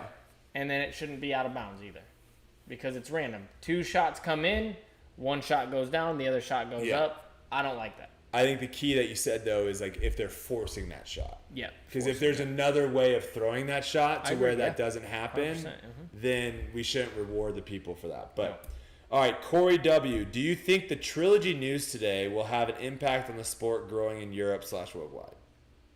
Did you hear the trilogy news? Yeah. So for those that don't know, you basically have this big venture capitalist, is the way of saying it, which is basically just someone that has a lot of money. Big investor, a lot of investors, I think, under one roof. Yeah, and so they have scooped up and bought Castaplast. They have scooped up and bought Westside, Trilogy, and now Dynamic Disc. Yes. I don't know if I'm missing another one. But now they've kind of, and obviously, or not Trilogy, sorry, Latitude. And obviously, Latitude, Westside, and Dynamic Disc were already all kind of connected in a way, but now they are all under the same umbrella, and Castaplast is also under that same umbrella. Right. So it's a similar. The way I think about it that makes sense to me is like when you have a car company like Toyota, right, and they make their Toyota cars, but they also have like their luxury. Is it Lexus? Is Toyota Lexus? I think, or are they Mercedes? Lexus. Gooseman coming in hot. Yeah, They have Lexus. They have Toyota. And one more. There's one other in there. Maybe I should have gone with like a Coca-Cola, something that has. But you see this a lot of where big company, bunch of little umbrella companies that offer different things. I think it's just going to be business as usual.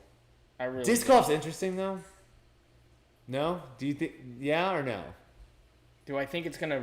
Do you think that? This is what I would. I guess my only. Because aren't all these manufacturers saying like we're better than the other, right? Isn't that the idea of like our discs are great, we have great consistency and stuff? There isn't really like a manufacturer like we're the best value.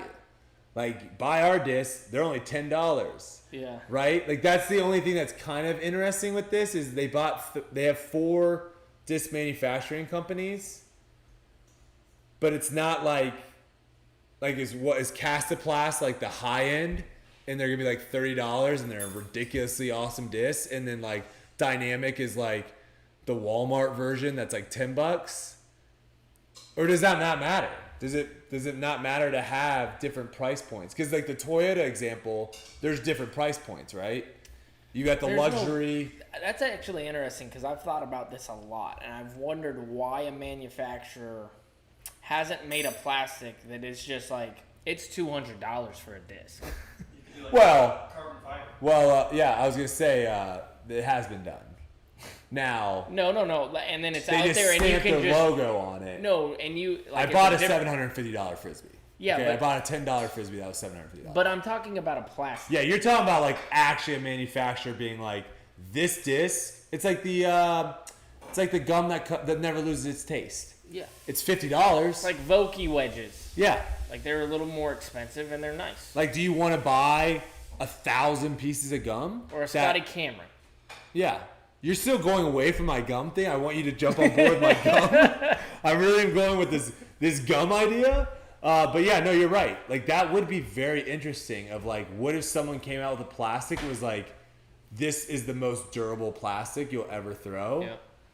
$50. Or, even better, this plastic has a chip that you can download an app and it will like locate where the disc is. I've seen so many people trying that. So if you throw it in the water, throw it in the woods, you just bust your phone out, you find it. What are some other plastics that would be like? Like what would make a really? I think durability, right? That is the number one thing. Maybe one that heats up. your heat up disc, so it's not cold in the just winter. in that one little spot. Yeah, maybe. I mean, and then it melts the snow around it so you can find it. That's actually a good idea. To me, that feels like a product that you'd put on your disc. No, it's like the disc, man. Okay. But I think that would be interesting, like a durability, like just coming out and just saying like, hey, this is the normal $20 disc that everyone's selling. We're gonna have a robot chuck it into this wall. There is something about certain plastics that just make it fly better. For certain runs are so good, and if you could find that run, like for example, the old CE plastic Innova used to make back in the day was just like that was it, and then years afterwards people were paying so much money for that plastic because it was so good. So you could come up with a plastic, make sure it flies right, test it out like you're saying, throw it on the wall, do whatever. Maybe it goes a little farther compared to other ones and you're doing these tests, and then you can bring it out and say $75. Be interesting to see. I don't know if that made any sense when I was talking about all that. Hopefully it did, but the gum part definitely did. The gum hit. The gum for sure hit. All right, Joey Beans. How far are we from enforced dress codes on Pro Tour? I don't understand. I think we already are. That's where I'm like having a hard time grasping this. We see dress code and stuff come up all the time. I think he wants a stricter one. Okay. I'm okay with that. I'm okay with like, but it's like, how far are we from enforced dress codes? Like, they are enforcing dress code. Like, we have a dress code and they are enforcing it. Yeah, and you have to. I just think there are people that are, and we talked about this today in our round about, I just don't think you're ever going to have everyone agree on what should be worn by a disc golfer. But I think we should be able to all agree on certain things that should not be worn. Yeah. Right? And like the one that pops out, that's just an easy one, is like sandals, right? Like all professional tournaments need to have closed-toed shoes. I'm getting to the point where I don't want to see sweatpants. What about athletic pants? Fine. Ezra does not know the difference. Between sweatpants? No, he thinks athletic pants and sweatpants are the same. Well, athletic pants are different. Like sometimes. Like sweatpants to me is like you're sick and you're sitting on your couch watching The Price is Right. Like jammas. Yeah, they're almost like onesie material, thick, cottony. Right. Yes. And athletic pants are I would never want to go and do like a run in sweatpants, like a long run. Mm-hmm. But I would do a long run or do something athletic in athletic pants. Hence the chin. But that's about it. Sweatpants, like. Are you supposed to? Why are they called sweatpants? Are you supposed to? Are you sweating in them? Yeah. So is it more of like a wrestling thing? You wear this.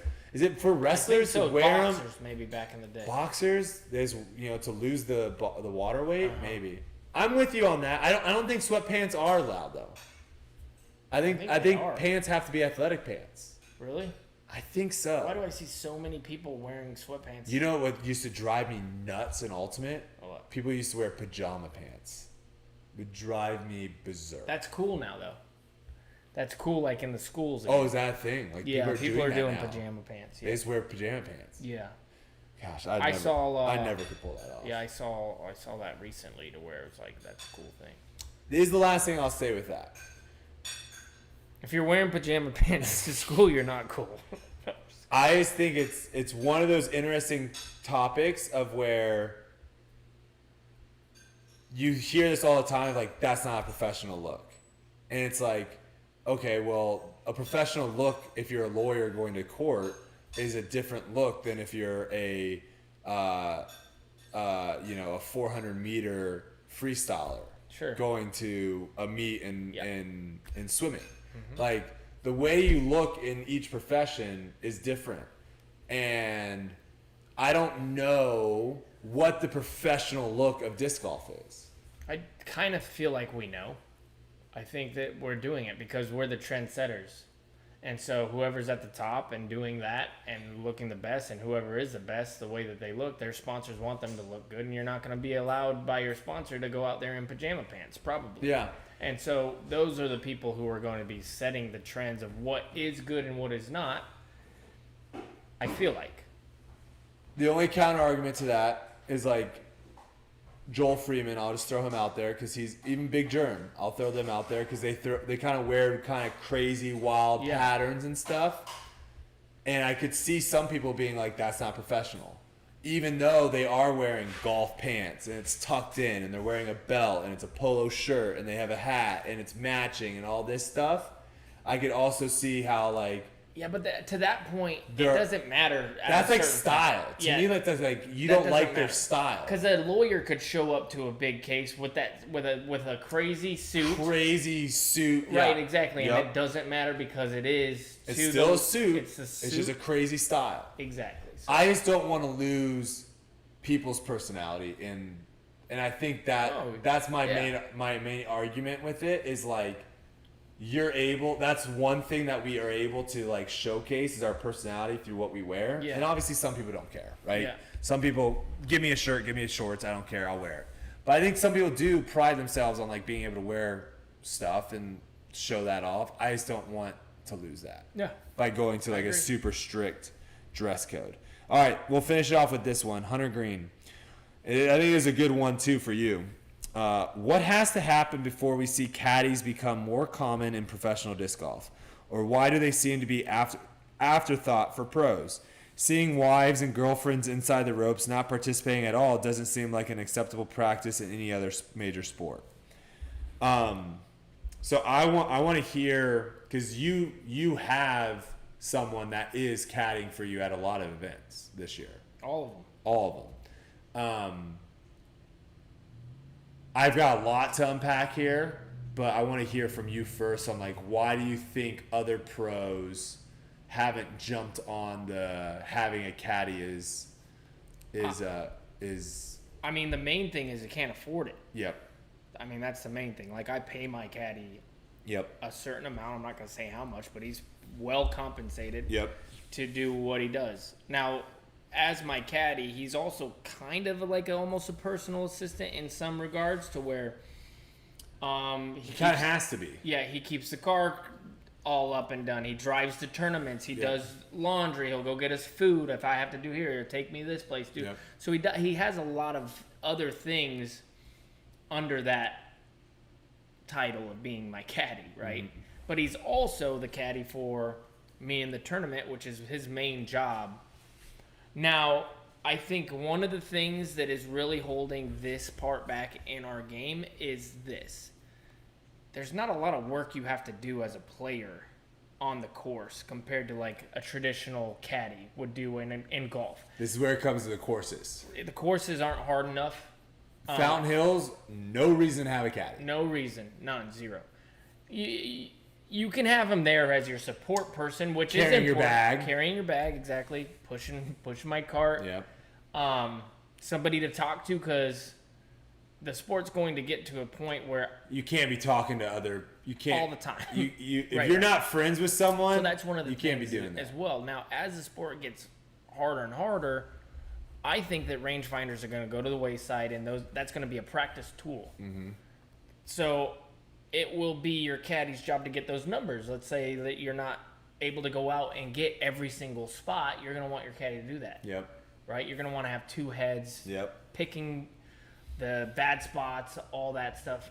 As the sport gets better and better too, I really believe that the courses are going to be so tight and so hard, but the players are going to be that good to where you're going to be able to throw it 400, like a 450-foot dead straight shot isn't going to be a crazy thing to see anymore. That's just going to be the norm. That means that little shots and little mistakes, you're going to be able to stay away from trouble more. And that means you're going to need your caddy to tell you where to stay away from. This is what we want to do, and run through the options of that thing. Yeah. And I think that's at the end of the day, that's the number one thing you said. Cost doesn't make sense. Yeah. Like for me, I don't have it would be hard for me to find that person. Well, first of all the people that I have that relationship with that I would trust with all the things that you were saying. They have families and jobs and different. They have other things that they can't do it, right? So the way I do it is like I just reach out. I've got like this network of people that I've had either caddy for me in the past, and I just hit them back up. Hey, you want to caddy for me? Like I do a lot of local caddies. So it's like either their home course or they're in their area, and it's an interesting experience. And I would say I haven't had someone caddy for me and basically be like, I don't want to caddy for you next year. Yeah. So it is an experience that I think they do enjoy. So that's how I do it because of the money thing. But the other thing that you said, I think, is very fascinating. I didn't think about that because I always wondered, I was like, why don't people pick up a local caddy? Like, why doesn't someone, because even just like having, my bag's 30 pounds or something, not having to walk for 2 hours or whatever with a 30-pound bag on my back for 4 rounds, like that has to be an advantage for me than for someone that is doing that. But I think you're right. I just don't think it is necessary on the majority of these courses. And also, it's just not a very commonplace thing.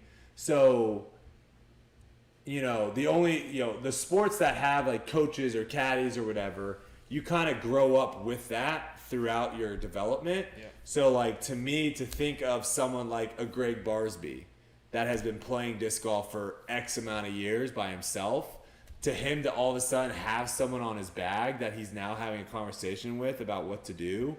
I think that's also why you see a lot of times like caddies are basically just like players that missed the cut and are friends with someone.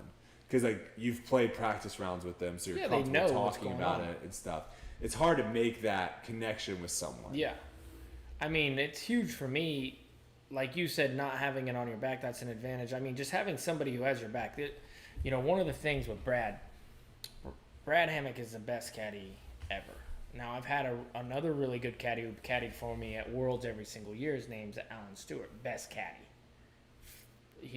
I love that guy. Oh, he's the Always best. shows up in the Yuli He's the best. He's the best. He's the shirt and hat and everything. That guy's awesome. And if I could have him all the time, I would. Right? Not to throw any shade at Brad, but I would. His demeanor, we grooved like so well all the time. Now Brad though, last year I missed the cut at 7 out of 8 tournaments or something. During that time, Brad never wavered. He was always positive. He always looked at me in the eye and said, "No, Paul, you're the best. These guys have nothing on you." And he believes it. So, with that being said, to find somebody like that, to have somebody like that is tough, but it's also a nice little gold gem to have in your side pocket. Because then you get to thinking to where I'm like depressed and like, oh my gosh, I'm the worst player in the world. But then this guy is telling you, no, you're not. I've seen them all. Like, you're the best. Yeah. And he believes it. That's rare. Also, he's not just like some random guy. He's a 6-time Masters World Champion, 126 wins, was a top 5 player in his day. He knows what he's talking about and what he does. He also caddied at Stream Song as a golf caddy. So Stream Song's awesome. So he has like experience caddying, period. I think once we start seeing more money in it, I think we'll start seeing more caddies. Yeah. I think it's a money thing because I agree. Like the way I go about it is very risky, And I could totally see top players not wanting to just meet their caddy for the first time on the tee. Oh, I've done it. Yeah, I did that I do that almost at every tournament. Yeah. I'm going to do that again this tournament. Like, the person that's getting caddy for me this tournament, I probably have never met them before. And I think you have to have a certain personality to allow that to be okay. Because if that person is, let's just say, a bad caddy, you just can't let that affect you. Yeah. Right? And I could see how some people be like, oh my gosh, dude, this guy's just bringing me down. But, yeah. Last thing I want to say with the caddy thing, though, is they brought up the girlfriend and wives inside the ropes. And I don't think I have any problem with girlfriends, wives, friends, whatever being your caddy. What is your thoughts on, because this year's a little bit different, right? This year they gave us all caddy bibs. You guys will see these. You saw them in Vegas, but you'll see them at Waco. They're like the actual legit Disc Golf Pro Tour ones. They got our names on the back. Nice. I think it's a great touch. That will be the only person you're allowed to have with you now inside the ropes. In the past, you had like these weird like support people that could be in there. So you could like have like 3 people. You're only going to see the players and the caddies inside the ropes this year. What are your thoughts, though, on caddies not actually carrying bags? And also not actually like... I don't think that should like, not actually like caddying. Yeah. They're just kind of hanging out and getting like a good view. They just have it. Yeah, I don't think I like that. I think that if you're going to have that person, they need to be carrying the bag because they're a caddy. Yep. That's their title. And I think that's the bare minimum. Minimum, yeah. To me, the bare minimum of your caddy is they carry the bag. They don't have to say a single word to you, whatever, but I think the bare minimum should be they carry the bag. I absolutely agree with not allowing a bunch of people in there. Yeah. I do find it odd playing with people. Again, it doesn't bother me. I just think optically maybe, and this person obviously has brought it up, so they agree with me. Optically, it seems weird when we're going to see people have their caddies with them and they're not caddying. Yeah. They're not carrying the bag. They're not talking to them about shots. Maybe they like talk to them in between holes to like, I don't know, calm them down or like get their mind off of things. That's what's so weird about disc golf. But that's a weird, to me, that's just a weird thing. Well, I think it's weird anyways to where people are like, yeah, nobody carries my bag but me. Like, I don't like somebody carrying my bag. I get that you're used to it from practicing and all that, but that's just weird. That is a weird one. Why wouldn't you want somebody to carry your bag and you not carry it? What's also nice, too, just like pulling a disc out. Yeah. I don't have to put my bag down, bend over, pull my disc out, bend back over, pick the bag up. It makes no sense to not want to carry it.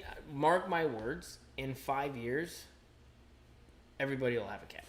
And one that they use almost all the time. If you're on the pro tour, I think the money has to be higher though.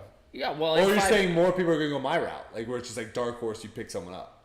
No, I think more people in 5 years will have full-time caddies. 5 years from now.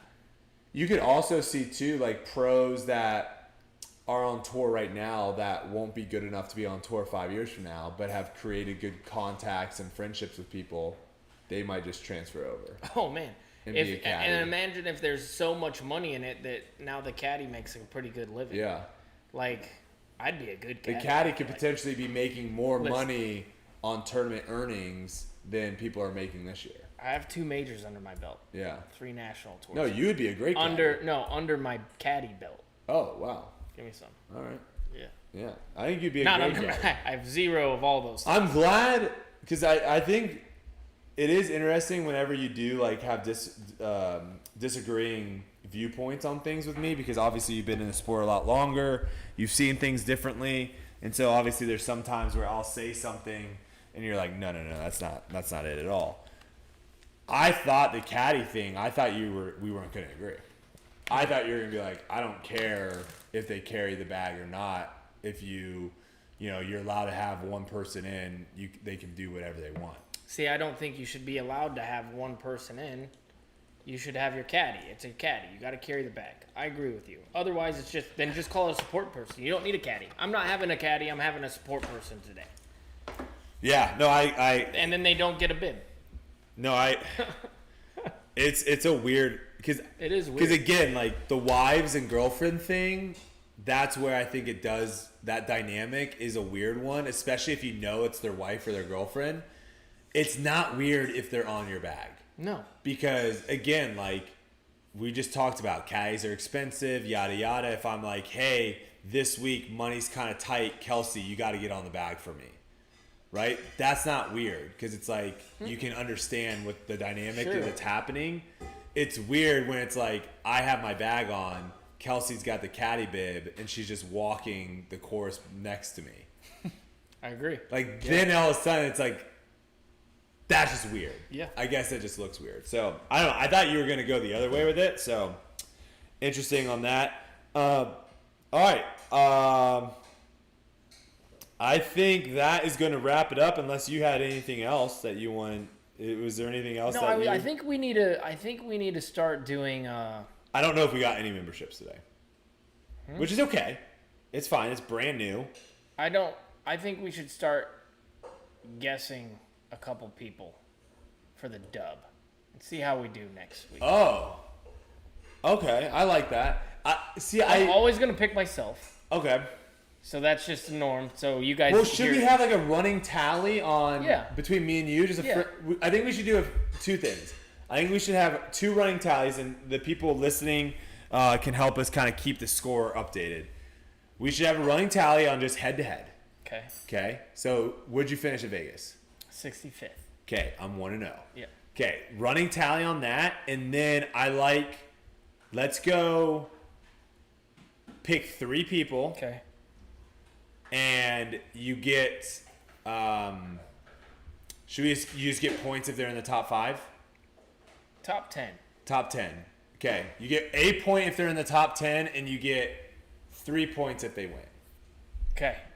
And we'll just keep a running tally throughout the season. All right. And we'll do something, we'll award something at the end. All right. Also, sorry, we are going to be doing a giveaway soon. Perfect. Probably next week. We right. just hit 25,000 subscribers. Our subscribers on this channel has blown up the last couple weeks. I don't want to say it's all of us, because I know Hunter and Trevor are going to probably listen to this and be very upset. I think it's a lot of tour life, actually. So we're going to do a giveaway. Okay. So I was thinking maybe do like a Zone OS, and I'll throw like a new 2023 Get Freaky in there, and then if you want to throw a disc in there. All right, I got some good stuff. It'll be a nice little package for people as well. Okay, here we go.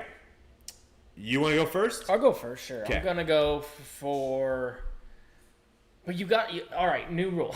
You also have to do a dark horse pick that is somebody...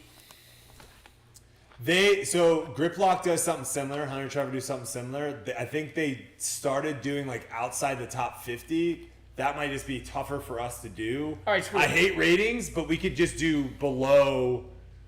We could do below 1,000 rated. No, below 10, 15. Well, I was just saying we do below 1,000 rated, and it's whoever our dark horse pick beats.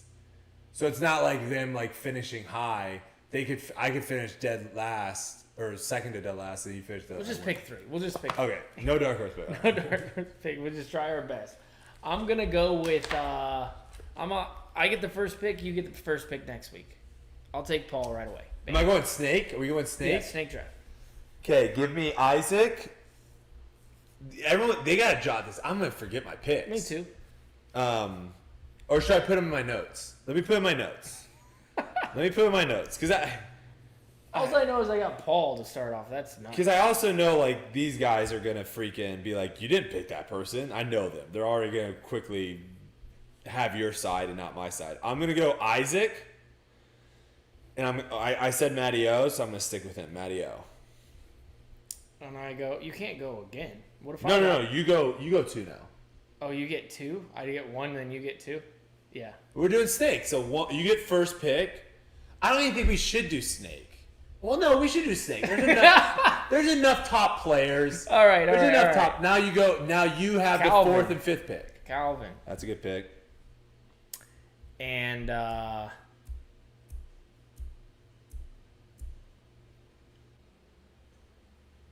Dang. Ooh. Do I go there though? It's your pick, but I know. I'm thinking. Because there's some like Ricky's out there, but like he's kind of got that injury, so I'm gonna go Eagle. you're going I Eagle. gotta go with top 3. Okay. Sorry, Goose. I'm gonna go. I did watch Goose play today, and he looked very good. Yeah. Yeah. He's got shin splints, dude. He I did. can't He go did there. have shin splints, so who knows?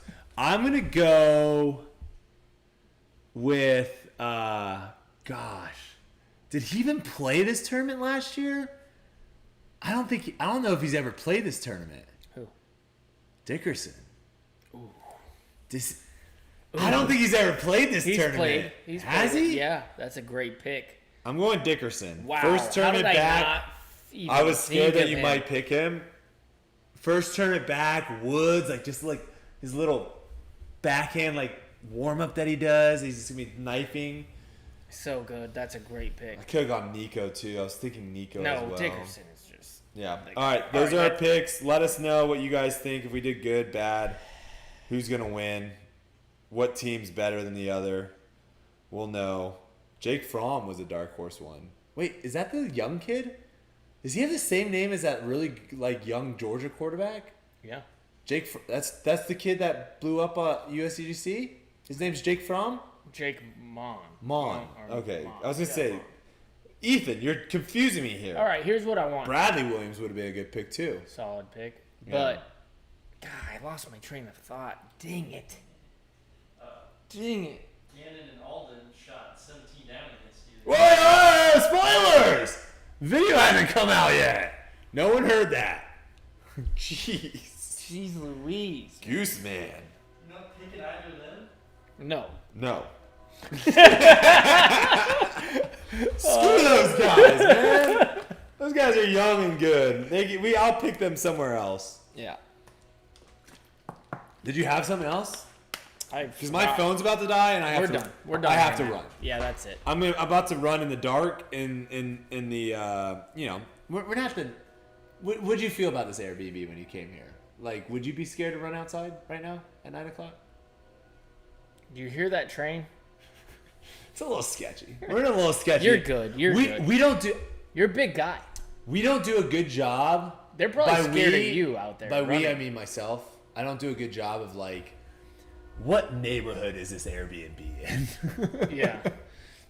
The one we were in Vegas, my buddy lives in Vegas. He came over. He's like, I didn't even know there was houses over here. Oh boy. I was like, yep. Are you just going for cheap skis? No, I mean, this isn't like the cheap. Once we got in here, we're like, hey, it's Yeah, it's not the cheapest option, but like No, we're reasonably priced. Close reasonably priced, has like a full service kitchen. But like we're not like close to the course, like those type of things. That's your first mistake. Close to the disc golf course? Disc golf courses aren't nice. So we need to start 30 minutes away. I'm kidding, 30 I'm minutes away. All right, that's gonna wrap it up. Thank you guys so much for tuning in. Yeah. Well, we kind of had a special guest with Goose in the background here. Just dropping spoil jobs. We were kind of talking about the guest situation. Mm-hmm. I think in the future, what we're gonna do is when we do have a guest on, they'll either come on at the beginning and then bounce, or come on at the end and then bounce. We won't have them probably for the full thing. No. But we'll do like 15 or 30 minutes. That's like specifically to them. Now, one of the future guests that we're working on right now, I think the entire podcast is just going to be them. Yes. I don't think they're leaving. No. I want as much time as I can to talk to these guys. Doing some hard work with this. But Kristen Tatar, she is interested. I was trying to get her for tonight just for a little bit because obviously it's her first tournament back, yada, yada. She had a team dinner already planned tonight, and with the hour difference, it's like, she's like, I can't. So we'll hopefully try to get some new people. It's not going to be the winners every week. No. Because let's be honest, one of us are going to win this week. So it's like, That's gonna be awkward next week yeah. to be like, I gotta interview myself. we're not gonna do that. But We could have Goose interview me. that would be an interesting Goose interview with Yuli. Who knows what that'll happen? But let us know who you guys would love to see on here. I know there are still some. I mean, I think a Nico interview would be very fascinating. Yeah. There are some players I would love to just kind of, even Paige, I would love to kind of talk to Paige about like where she's at this year, because I think she's been very quiet these last couple months. So let us know who you guys would want to see on here. And if you haven't already, make sure, obviously, did we get 300 likes? 335. We did it. Nice. Make sure you guys like the video, subscribe on Foundation Podcast right here on YouTube. If you're listening to us over on Apple or Spotify, you can subscribe obviously on there and leave us a review. Yeah, drop a review. Because we'll read, how about this? We'll read our favorite review left on Apple Podcasts, because you can't leave reviews on Spotify. Deal. So best review that is left on Apple Podcasts, we'll read next podcast. So we'll do that. Thank you guys so much. Appreciate you, and we'll see you guys next week. In the stream, baby. Came in just in time to spoil your whole video for it. No, it's fine.